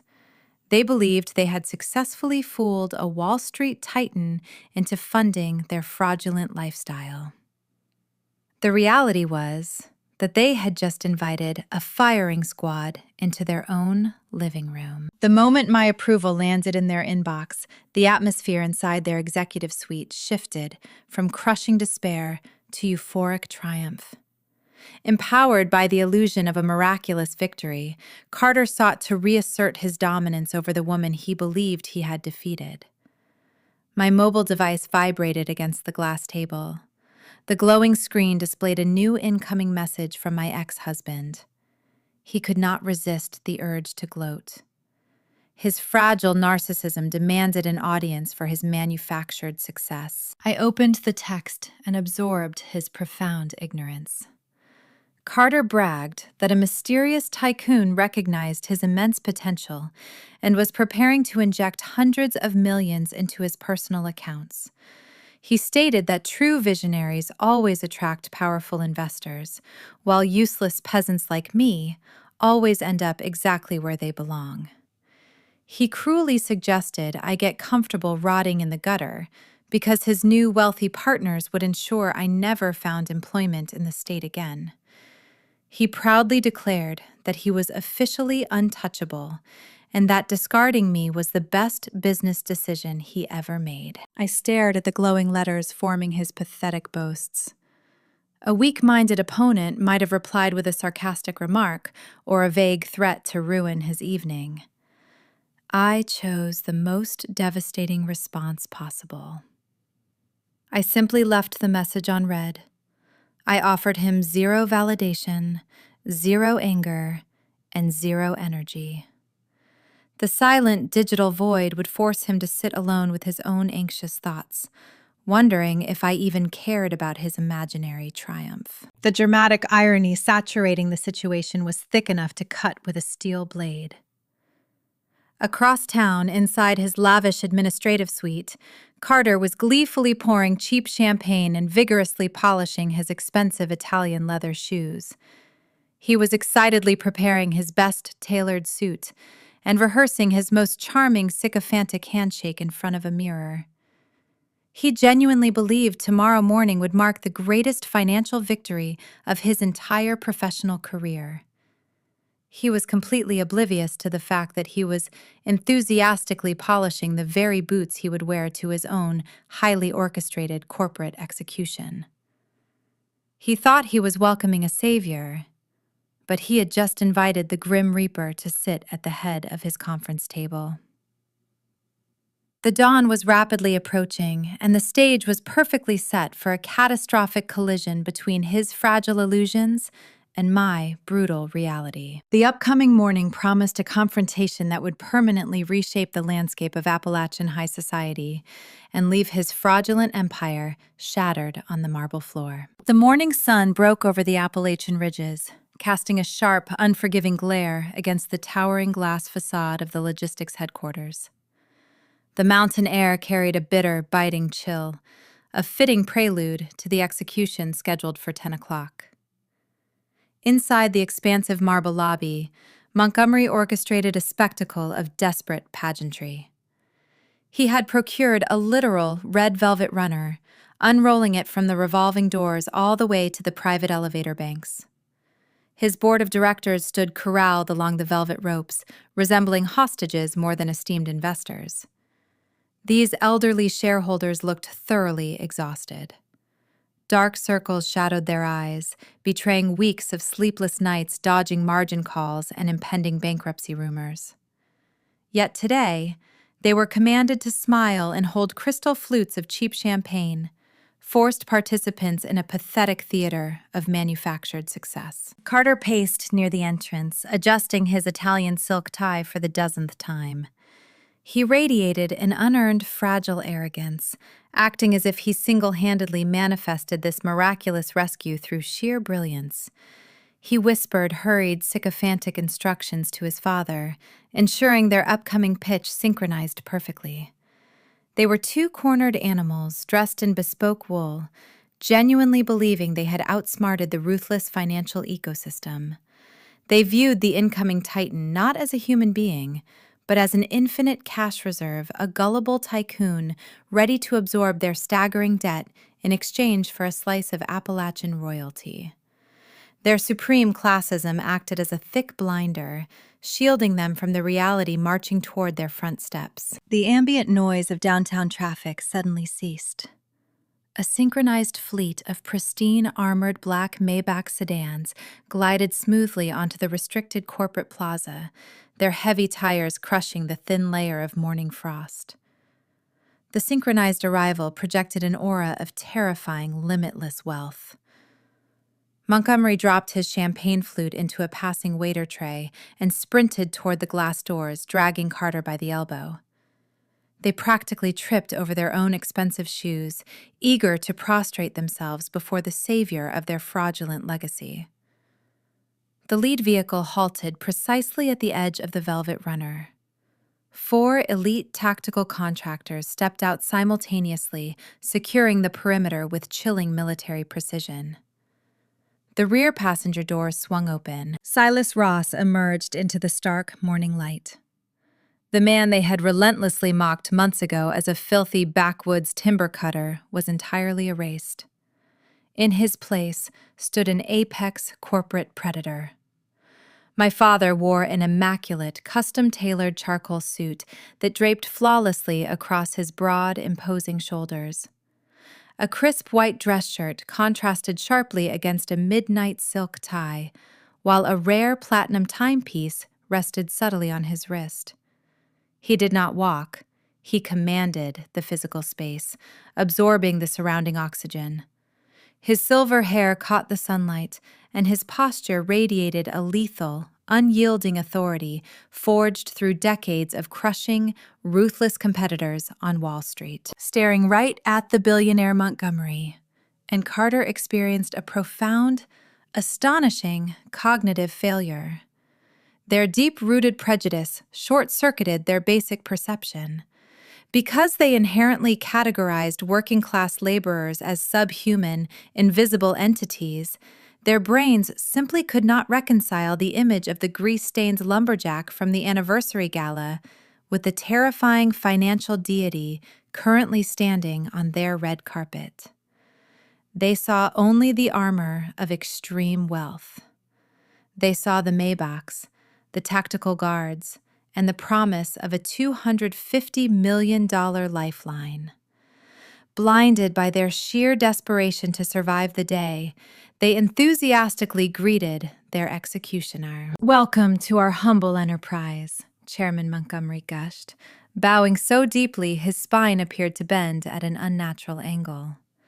"We are profoundly honored to host Black Pine Holdings this morning. Your visionary foresight in recognizing the immense potential of our logistics network is truly inspiring." Carter eagerly stepped forward, thrusting his hand out with a wide, desperate grin. He introduced himself as the Chief Operations Officer, boasting about his supposed innovative strategies, offering a firm, practiced handshake intended to project strength. Silas did not extend his hand in return. He stood perfectly still, letting Carter's outstretched arm hang awkwardly in the freezing air. My father stared down at them with eyes as cold and unforgiving as a frozen river, his expression carved from granite. The crushing silence from the tycoon unnerved the gathered board members. The elderly investors shifted anxiously on their feet, exchanging terrified glances. They expected jovial greetings or standard corporate pleasantries. Instead, they were met with the chilling, silent scrutiny of a predator assessing a wounded prey. Silas finally bypassed the groveling executives without uttering a single syllable, stepping onto the velvet runner. Montgomery and Carter scrambled frantically to keep pace, their previous swagger evaporating into nervous, babbling sycophancy. They ushered him toward the executive elevator, attempting to fill the heavy, suffocating silence with hollow praises regarding the surrounding architecture and their upcoming quarterly projections. Silas remained mute, a stoic phantom, allowing their own nervous energy to exhaust them. The silver doors slid shut, carrying them up to the 50th floor. The ride was agonizingly tense. When the carriage halted, the group spilled out into the glass-walled executive sanctuary. This panoramic boardroom offered an unobstructed, breathtaking view of the sweeping forested valleys and the winding Kanawha River below. A sprawling obsidian table dominated the center of the room. Montgomery directed Silas to the oversized leather chair positioned at the head of the table, the traditional seat of power. It was a symbolic surrender, a desperate gesture, indicating that Black Pine Holdings now ruled their domain.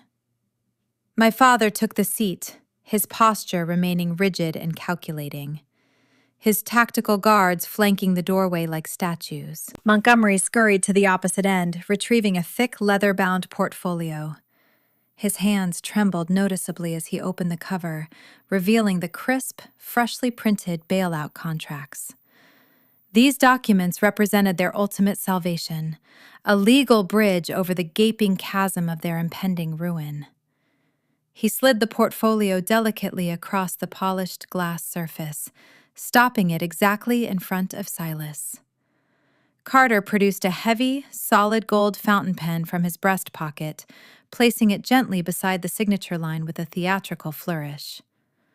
The father and son stood shoulder to shoulder, practically salivating, their eyes darting hungrily toward the golden instrument.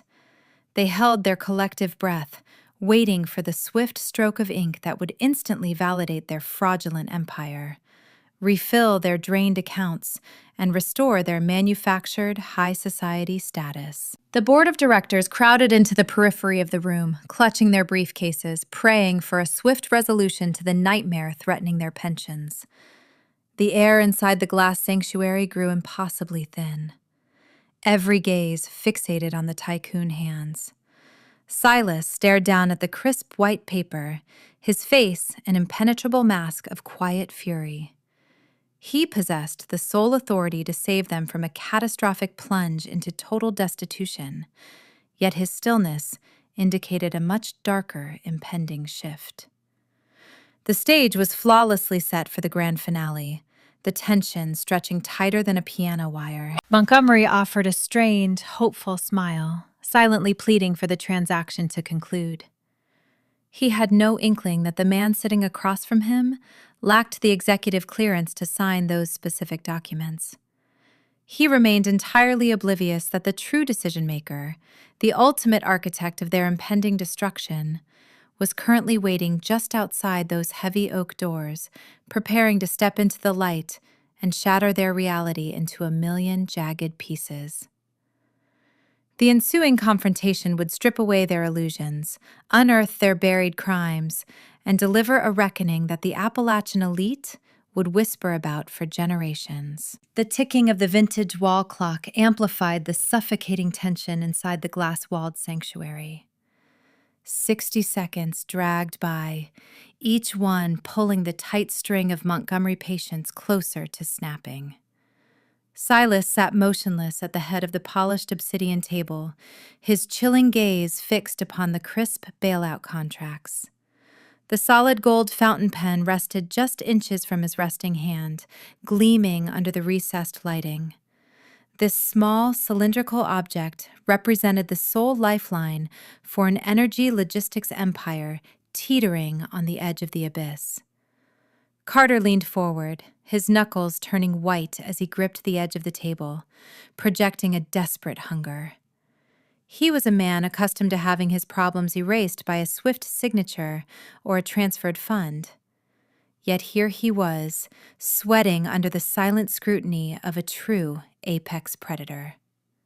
The gathered board of directors held their collective breath, a silent chorus of terrified stakeholders watching their pensions dangle by a thread.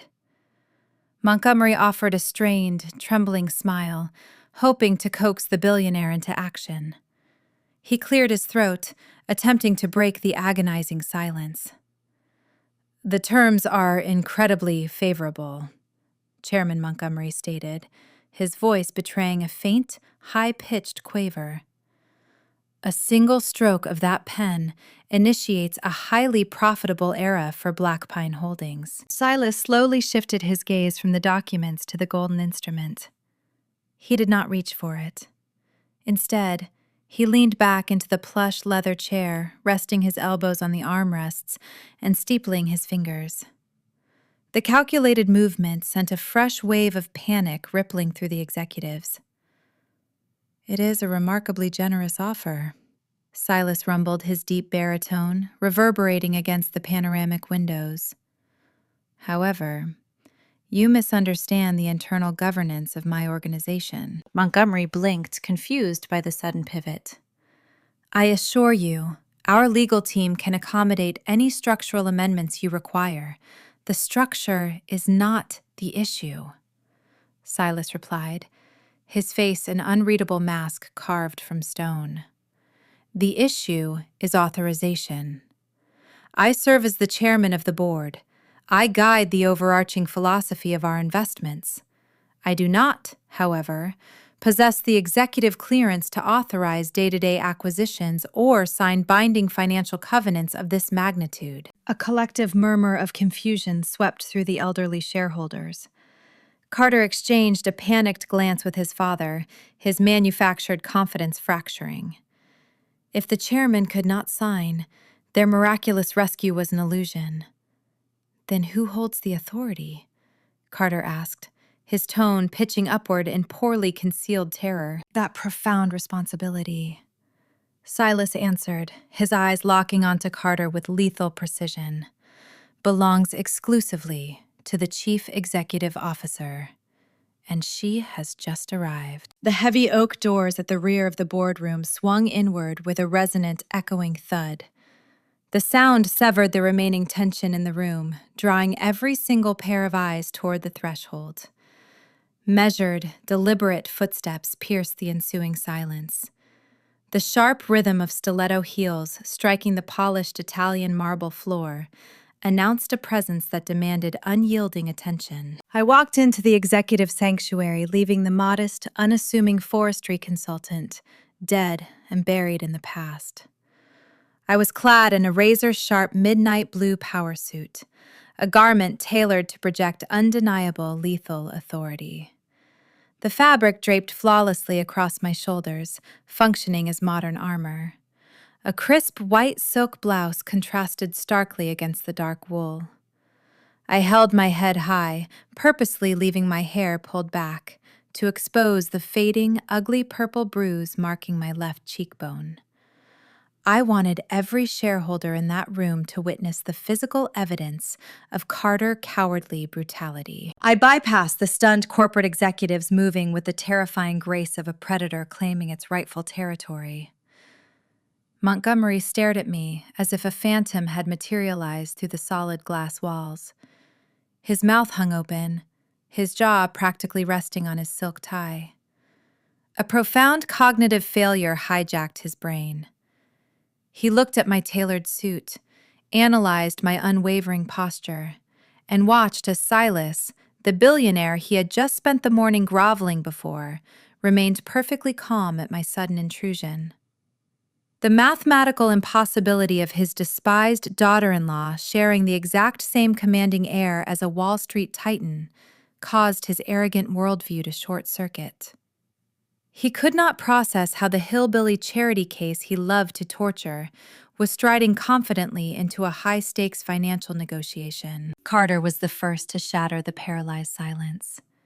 His face turned a deep, blotchy shade of crimson as the fragile illusion of his corporate superiority crumbled. Seeing me breathe the same rarefied air as his precious investors broke his fragile narcissistic mind. He forcefully shoved his chair backward, the leather squealing harshly against the pristine floor. He slammed his palms onto the glass table, sending a tremor through the crystal water pitchers. "What are you doing here?" Carter roared, the veins in his neck bulging against his collar. He pointed a shaking, desperate finger toward my bruised face, entirely ignoring the professional setting. "How did you get past the lobby security? You have no right to step foot in this building." He turned frantically toward the doorway, his eyes wild, searching for his company guards. "Security!" he bellowed, his voice cracking with unhinged fury. "Get in here right now! Drag this lunatic out of my boardroom! She is my estranged wife, and she is suffering a severe mental breakdown. Do not let her bother our investor for another second. Throw her in the service elevator before she ruins this entire acquisition." The board of directors erupted into a chaotic symphony of panicked whispers. Elderly stakeholders clutched their briefcases, staring in horror as a messy domestic dispute spilled into their sacred corporate sanctuary. They believed Carter's false narrative, viewing me as a hysterical, unstable woman, attempting to sabotage their final lifeline.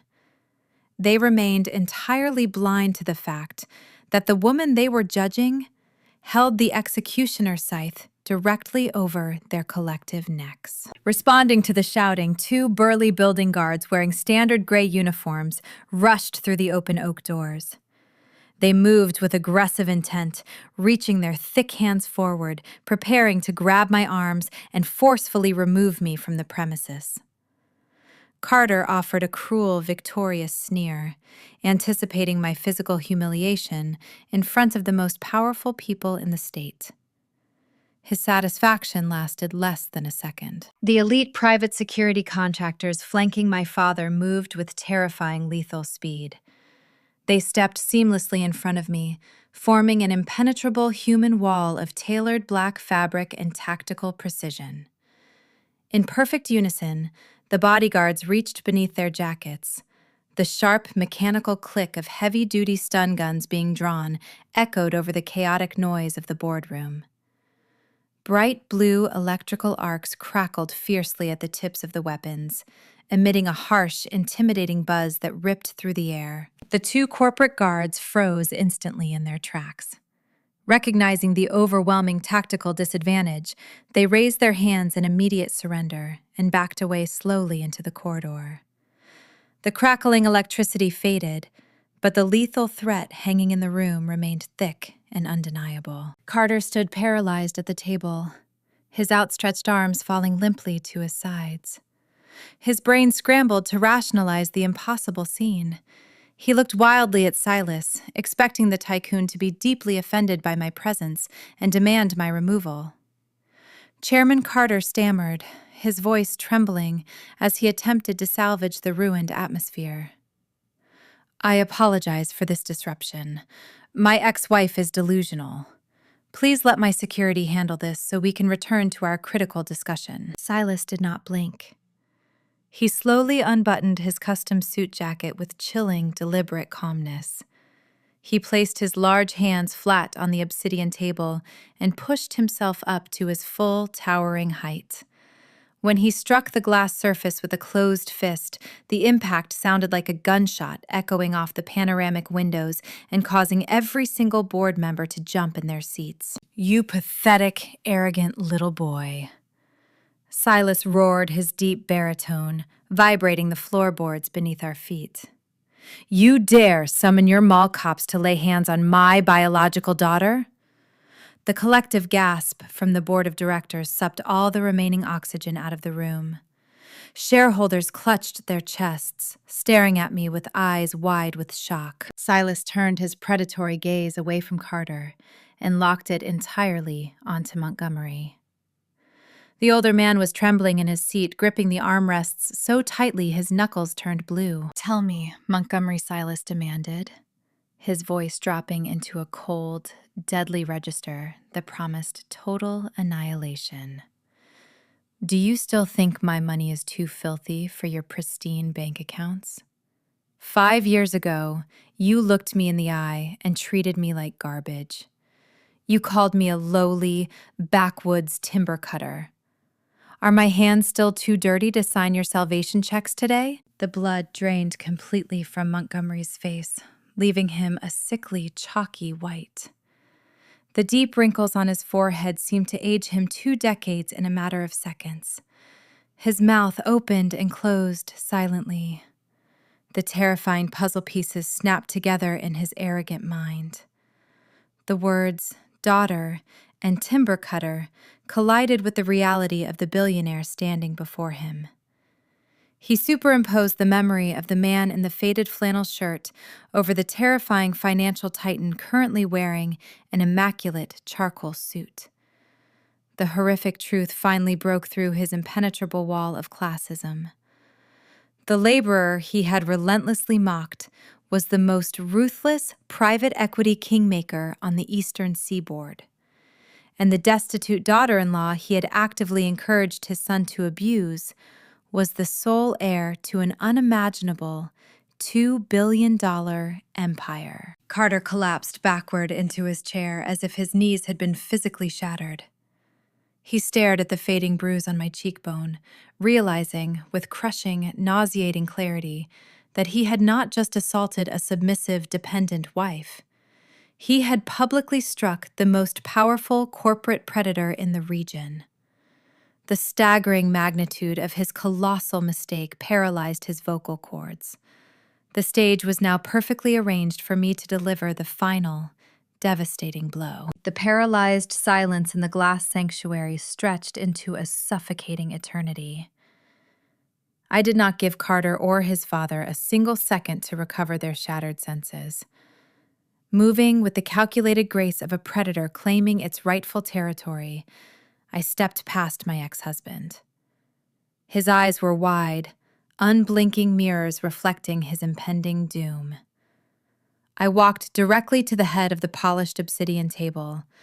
My father, Silas, took a deliberate step backward, yielding the primary seat of authority to me. I stood behind the heavy leather chair, resting my hands on its broad back, establishing total command over the executive boardroom. Looking down at the pristine bailout contracts Montgomery had so eagerly presented, I felt a profound sense of clinical detachment. These crisp white pages represented their ultimate salvation, a lifeline woven from their endless fabrications. I reached forward and swept my arm across the smooth glass surface. The thick leather portfolio and every single bailout document cascaded over the edge, scattering haphazardly across the Italian marble floor. The distinct slap of paper hitting the stone echoed like a judge bringing down a wooden gavel. Before the bewildered board of directors could utter a sound, I raised my right hand. Responding to my silent command, the lead forensic accountant from my father's private equity firm stepped through the oak doors. She carried 3 heavy black binders, placing them squarely onto the center of the table. The thick volumes landed with a resonant thud that made the elderly shareholders flinch. "I suggest you open those binders to the first tab," I instructed, my voice echoing with chilling clarity. "What you are looking at is the actual, unredacted, financial autopsy of this dying enterprise. It is not the fabricated fairy tale of innovative logistics expansion that Carter just spent the morning feeding you. It is the cold, hard, mathematical truth." An elderly investor sitting near the center hesitantly pulled the thickest binder toward him. He flipped open the cover. His eyes darted across the highlighted spreadsheets, and within seconds, the blood drained from his wrinkled face. He gasped, pulling his reading spectacles from his breast pocket to scrutinize the catastrophic numbers. "Let us begin with the ghost projects," I announced, pacing slowly behind the row of seated executives.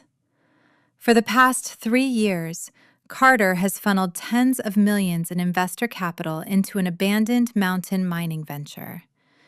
He paid premium prices for building permits that expired half a decade ago.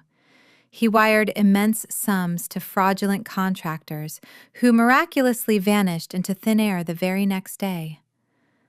Those developments do not exist. They are empty dirt lots masking a profound canyon of toxic debt. I pointed toward the glowing digital projection screen my team had just linked to the master terminal. The unredacted transaction logs I had extracted from their submechanical server room flashed bright and undeniable. The money did not vanish, I continued, my tone sharp and unforgiving. It was simply rerouted back into his personal hidden accounts. He used your hard-earned equity to fund his extravagant lifestyle. He utilized stolen capital to lease luxury sports cars, charter private flights to offshore resorts, and purchase $30,000 diamond necklaces for his junior executive mistresses. While the foundation of this logistics empire rotted from the inside out, he built a towering skyscraper of fraudulent expense reports on a swamp of his own profound incompetence. The boardroom erupted. These were wealthy stakeholders who guarded their fortunes with fierce intensity. They did not tolerate theft. The refined, sophisticated executives transformed instantly into an angry mob demanding immediate retribution. One shareholder slammed his fist on the table, screaming that he would contact the federal authorities this exact second. Another investor threw his crystal water glass against the wall, shattering it into 100 pieces, demanding a full federal audit. Their unbridled fury focused directly onto Montgomery and Carter. Montgomery sat paralyzed in his chair. He stared at the enraged mob of investors screaming for his arrest. He looked at the mountain of forensic evidence spread across his conference table. The legendary corporate legacy he had spent decades constructing was reduced to worthless ash in a matter of minutes. The imposing patriarch vanished, leaving only a terrified, pathetic old man facing total ruin and severe federal prison time. His knees buckled as he slid out of his expensive leather seat. Montgomery shuffled around the edge of the table toward me, his hands shaking uncontrollably. Tears streamed down his pale, wrinkled face, spilling over his shattered pride. "Abigail, please," Montgomery wept, his voice cracking with sheer desperation. He reached his trembling hands out, stopping just short of touching my tailored midnight blue suit. "You cannot do this to us. We are your family. You have been married to my son for 5 years. We shared a home. We took you in. I know we had our differences, but you cannot throw your own husband to the wolves. Please, I am begging you, show some mercy. For the sake of your marriage." I stared down at the broken old man weeping at my feet.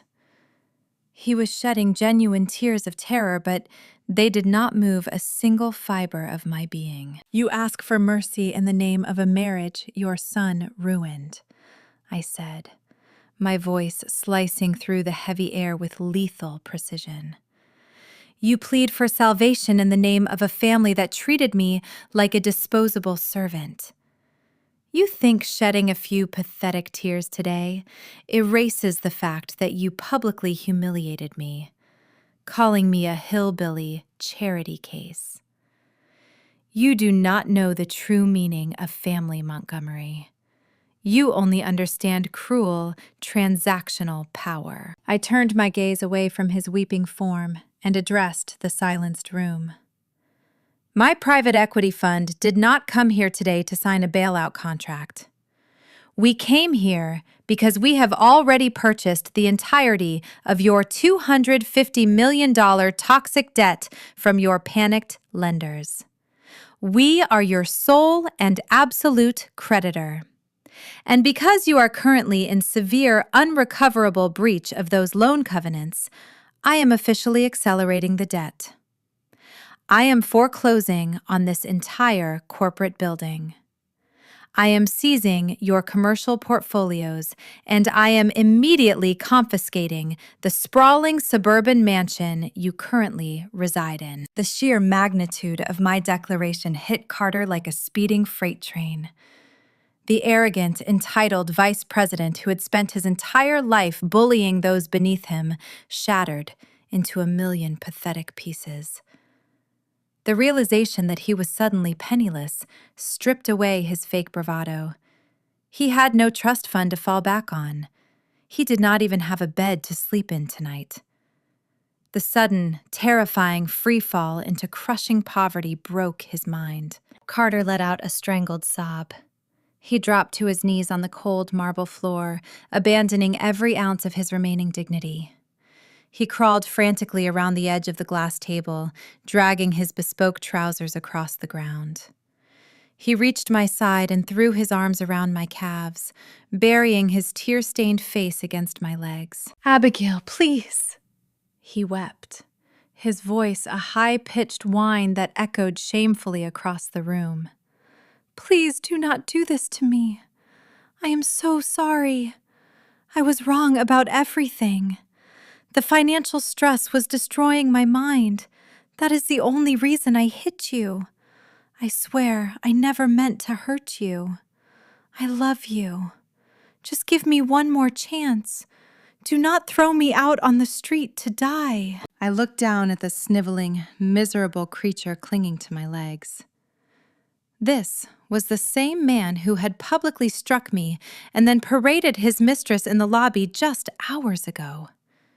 He was not apologizing out of remorse. He was acting out of cowardice because the vault door had slammed shut on his greedy fingers. I felt a deep, overwhelming wave of pure, unfiltered disgust. "Get your filthy hands off me," I growled, my tone dropping to a dangerous, guttural register. I took a forceful step backward, physically kicking his desperate arms away from my legs. Carter stumbled and fell back onto the polished floor, looking up at me with wide, terrified eyes. I reached inside the interior pocket of my tailored suit jacket. I pulled out a single folded sheet of paper. I tossed it onto the marble, right between his trembling knees. Carter stared at the document. He reached out with a shaking hand and unfolded the crisp white page. His eyes scanned the printed text and his breath hitched painfully in his throat. It was a formal eviction notice. I had printed the exact same arrogant message he had texted me just days prior, stating he was changing the locks and leaving me homeless. "You wanted me to enjoy rotting in the gutter, Carter," I stated, my words ringing with undeniable finality. "Now you can experience it yourself. You have exactly 1 hour to vacate my property. You leave this building with nothing but the clothes on your back." The total destruction of their empire was complete. The legal traps had snapped shut, severing every escape route. As the corporate guards moved in to escort the weeping men out of the boardroom, the heavy dust of their shattered reality began to settle. The Appalachian high society they had ruled through intimidation and fraud was about to witness an unprecedented reckoning. This catastrophic downfall would echo across the forested valleys, paving the way for a beautiful structural rebirth where their poisonous legacy once stood. 6 months passed. The catastrophic collapse of the logistics empire echoed through the steep forested hills of the Appalachian valleys, reshaping the regional hierarchy overnight. The swift eradication of their fraudulent legacy commenced the very morning following the boardroom execution. Just as the sun crested the mountain ridges, a fleet of dark government vehicles swarmed the glass headquarters. Federal agents flooded the pristine marble lobby, bypassing the velvet ropes to seize encrypted servers, filing cabinets, and executive hard drives. The undeniable forensic evidence I provided mapped out a sprawling network of tax evasion ghost projects and corporate embezzlement, leaving the defense attorneys with zero maneuvering room. Montgomery faced a swift and merciless judicial reckoning. The prosecuting lawyers, armed with irrefutable transaction logs, offered no plea deals and permitted no preferential treatment. The imposing patriarch who once dictated high society terms from a mahogany podium was formally indicted and convicted. He currently resides in a federal penitentiary, serving a 15-year sentence. The bespoke tuxedos and crystal champagne flutes are distant memories, replaced by a standard-issue orange jumpsuit and a narrow concrete cell. He spends his remaining years locked away from the exclusive country clubs he once ruled, a broken man whose legendary corporate lineage was reduced to a cautionary tale studied in business ethics seminars. The collateral damage struck the rest of the toxic family with equal severity. Peyton experienced a brutal descent into the harsh realities of minimum wage survival. Stripped of Mitchell and his untainted medical salary, she found herself utterly destitute. The wealthy socialites she desperately sought to impress turned their backs instantly, treating her name like a contagious disease.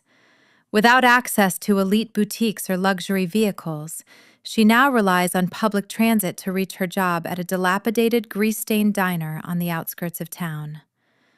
Peyton works grueling double shifts, wiping down sticky laminate tables and serving black coffee to the very working-class citizens she used to mock. Her designer heels were traded for worn-out non-slip shoes, and her hands are perpetually raw from industrial dish soap. The hollow illusion of her superiority evaporated, leaving a bitter, exhausted woman trapped in a cycle of endless labor. Carter suffered the most spectacular and deeply humiliating plunge into poverty. His illusions of grandeur shattered the moment his corporate expense accounts were frozen. The junior executive mistress he had paraded so proudly vanished within hours of the financial lockout. The moment her shiny new credit card declined, she packed her bags, pawned the $30,000 diamond necklace for cash, and departed without offering a single word of comfort. She left him stranded in a cheap motel room, forced to confront the chilling void of his own making. Blacklisted across the state, entire energy and financial sectors, Carter became a corporate pariah. No respectable firm would even review his resume.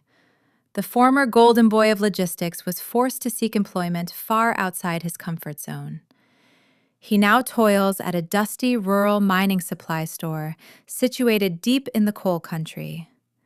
Wearing a faded, stiff uniform shirt bearing a plastic name tag, he spends 10 hours a day hauling heavy bags of industrial gravel and sorting inventory in a poorly ventilated warehouse. His hands, once accustomed to holding solid gold fountain pens, are now calloused and blistered from relentless physical labor.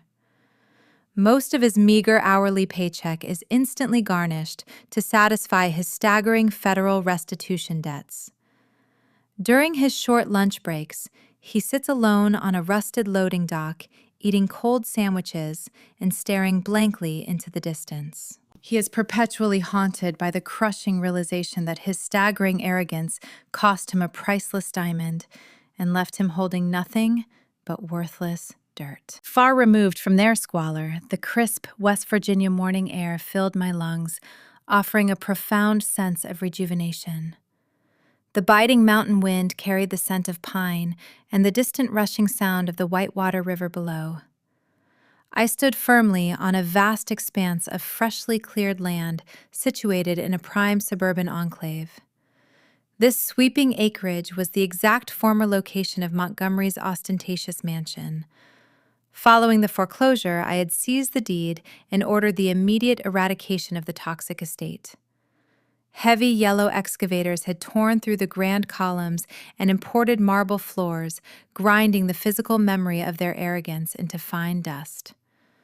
The debris was hauled away, purging the land of its poisonous history. In its place, a breathtaking architectural marvel now reached toward the clear blue sky. I had designed and funded a monumental environmental conservation and education center dedicated specifically to working-class Appalachian youth. The sprawling facility featured reclaimed timber beams, soaring glass windows, and solar arrays blending seamlessly into the rugged, forested landscape. The center pulsed with vibrant, purposeful energy. Students from nearby coal mining communities gathered in state-of-the-art laboratories and outdoor classrooms, learning sustainable forestry, renewable energy management, and ecological preservation. It represented a profound structural rebirth.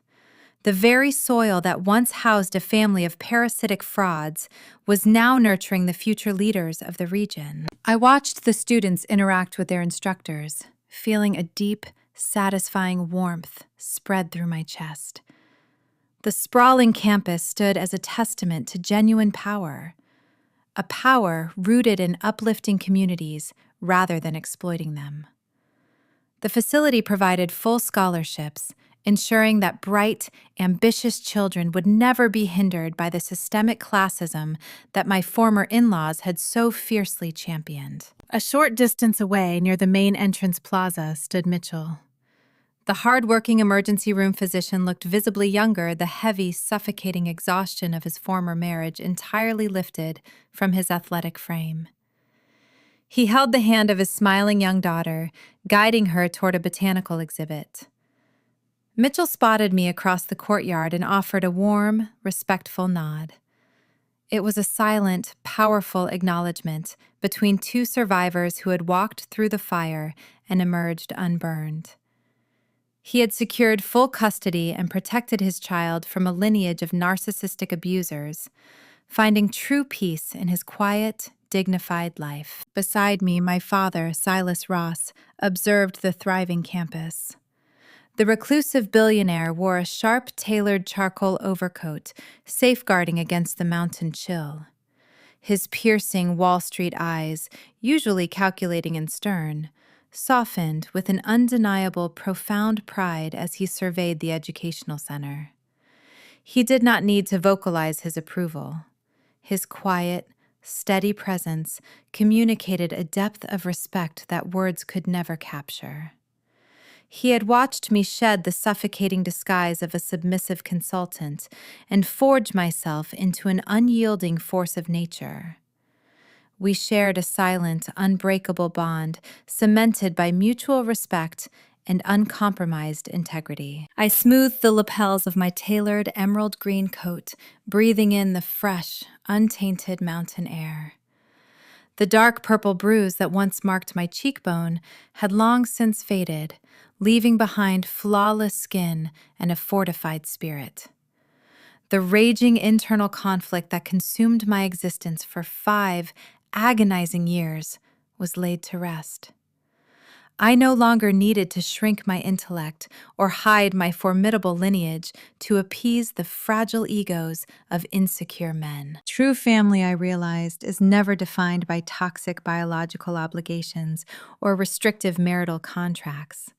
A genuine family is a secure sanctuary composed of individuals who honor your boundaries, uplift your potential, and fiercely protect your fundamental worth. The facade of the accommodating wife died in that resort ballroom, but the woman who walked out into the freezing night was reborn as a titan. I stood tall in the golden morning sunlight, the undisputed architect of a multi-billion-dollar legacy. I had walked away from profound disrespect, burned a fraudulent empire to the ground, and built a thriving sanctuary from the ashes, discovering my ultimate, limitless power. Looking back at the dust settling over the pulverized remnants of Montgomery's estate, it is easy to view the wreckage merely as the end of a corrupt corporate dynasty. But to see only a business failure is to miss the beating heart of the tragedy. What truly collapsed on that crisp Appalachian morning was not just a logistics empire, but a catastrophic failure of family responsibility. It was the devastating consequence of a parenting philosophy that equated financial provision with parental love, creating a lineage of hollow, fragile souls. As we navigate the shifting complexities of modern American culture, we frequently find ourselves wrestling with the definition of the American dream. Traditionally, this ideal is deeply rooted in rugged self-reliance, unvarnished honesty, and the quiet dignity of earning your place in the world through sweat and integrity. Yet somewhere along the line, a mutation took hold within certain echelons of society. We began to believe that shielding our children from struggle, draping them in unearned luxury, and protecting them from the natural consequences of their actions was the ultimate goal of a successful parent.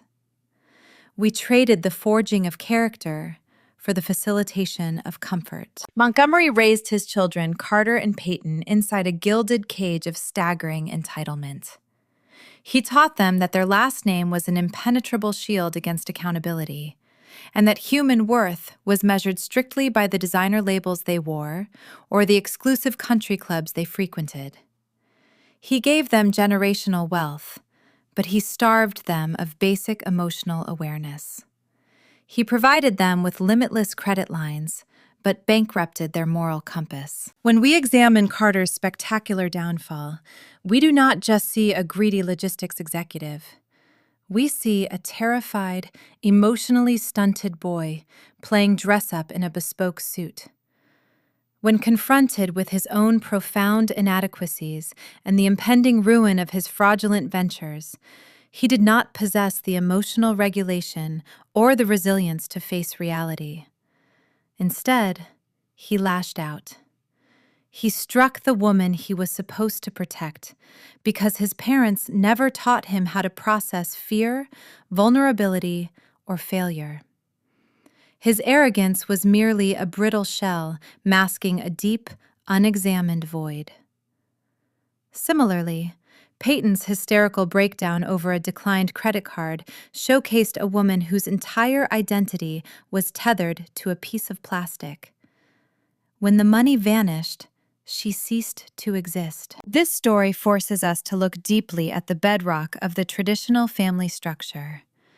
True family responsibility extends far beyond keeping a sprawling roof over a child's head or securing their legacy admission to an elite university. It requires the exhausting, unglamorous, daily work of instilling honesty and fairness. It means holding your children accountable when they err. It involves allowing them to feel the sting of a scraped knee, the embarrassment of a failed endeavor, or the weight of a poor decision, so they can learn how to stand back up on their own 2 feet. Consider the quiet, resolute heroism of Mitchell. He was a man deeply anchored to genuine Appalachian values, hard work, empathy, and integrity. When he realized that the environment his young daughter was growing up in was poisoned by elitism and deceit, he made the most agonizing yet profound choice a parent can make. He severed the ties.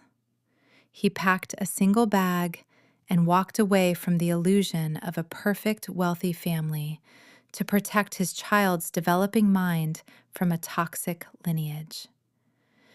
Mitchell understood that sometimes the greatest act of family responsibility is breaking the family apart to save the child's soul. Contrast Montgomery's performative parenting with the silent, formidable guidance of Silas Ross.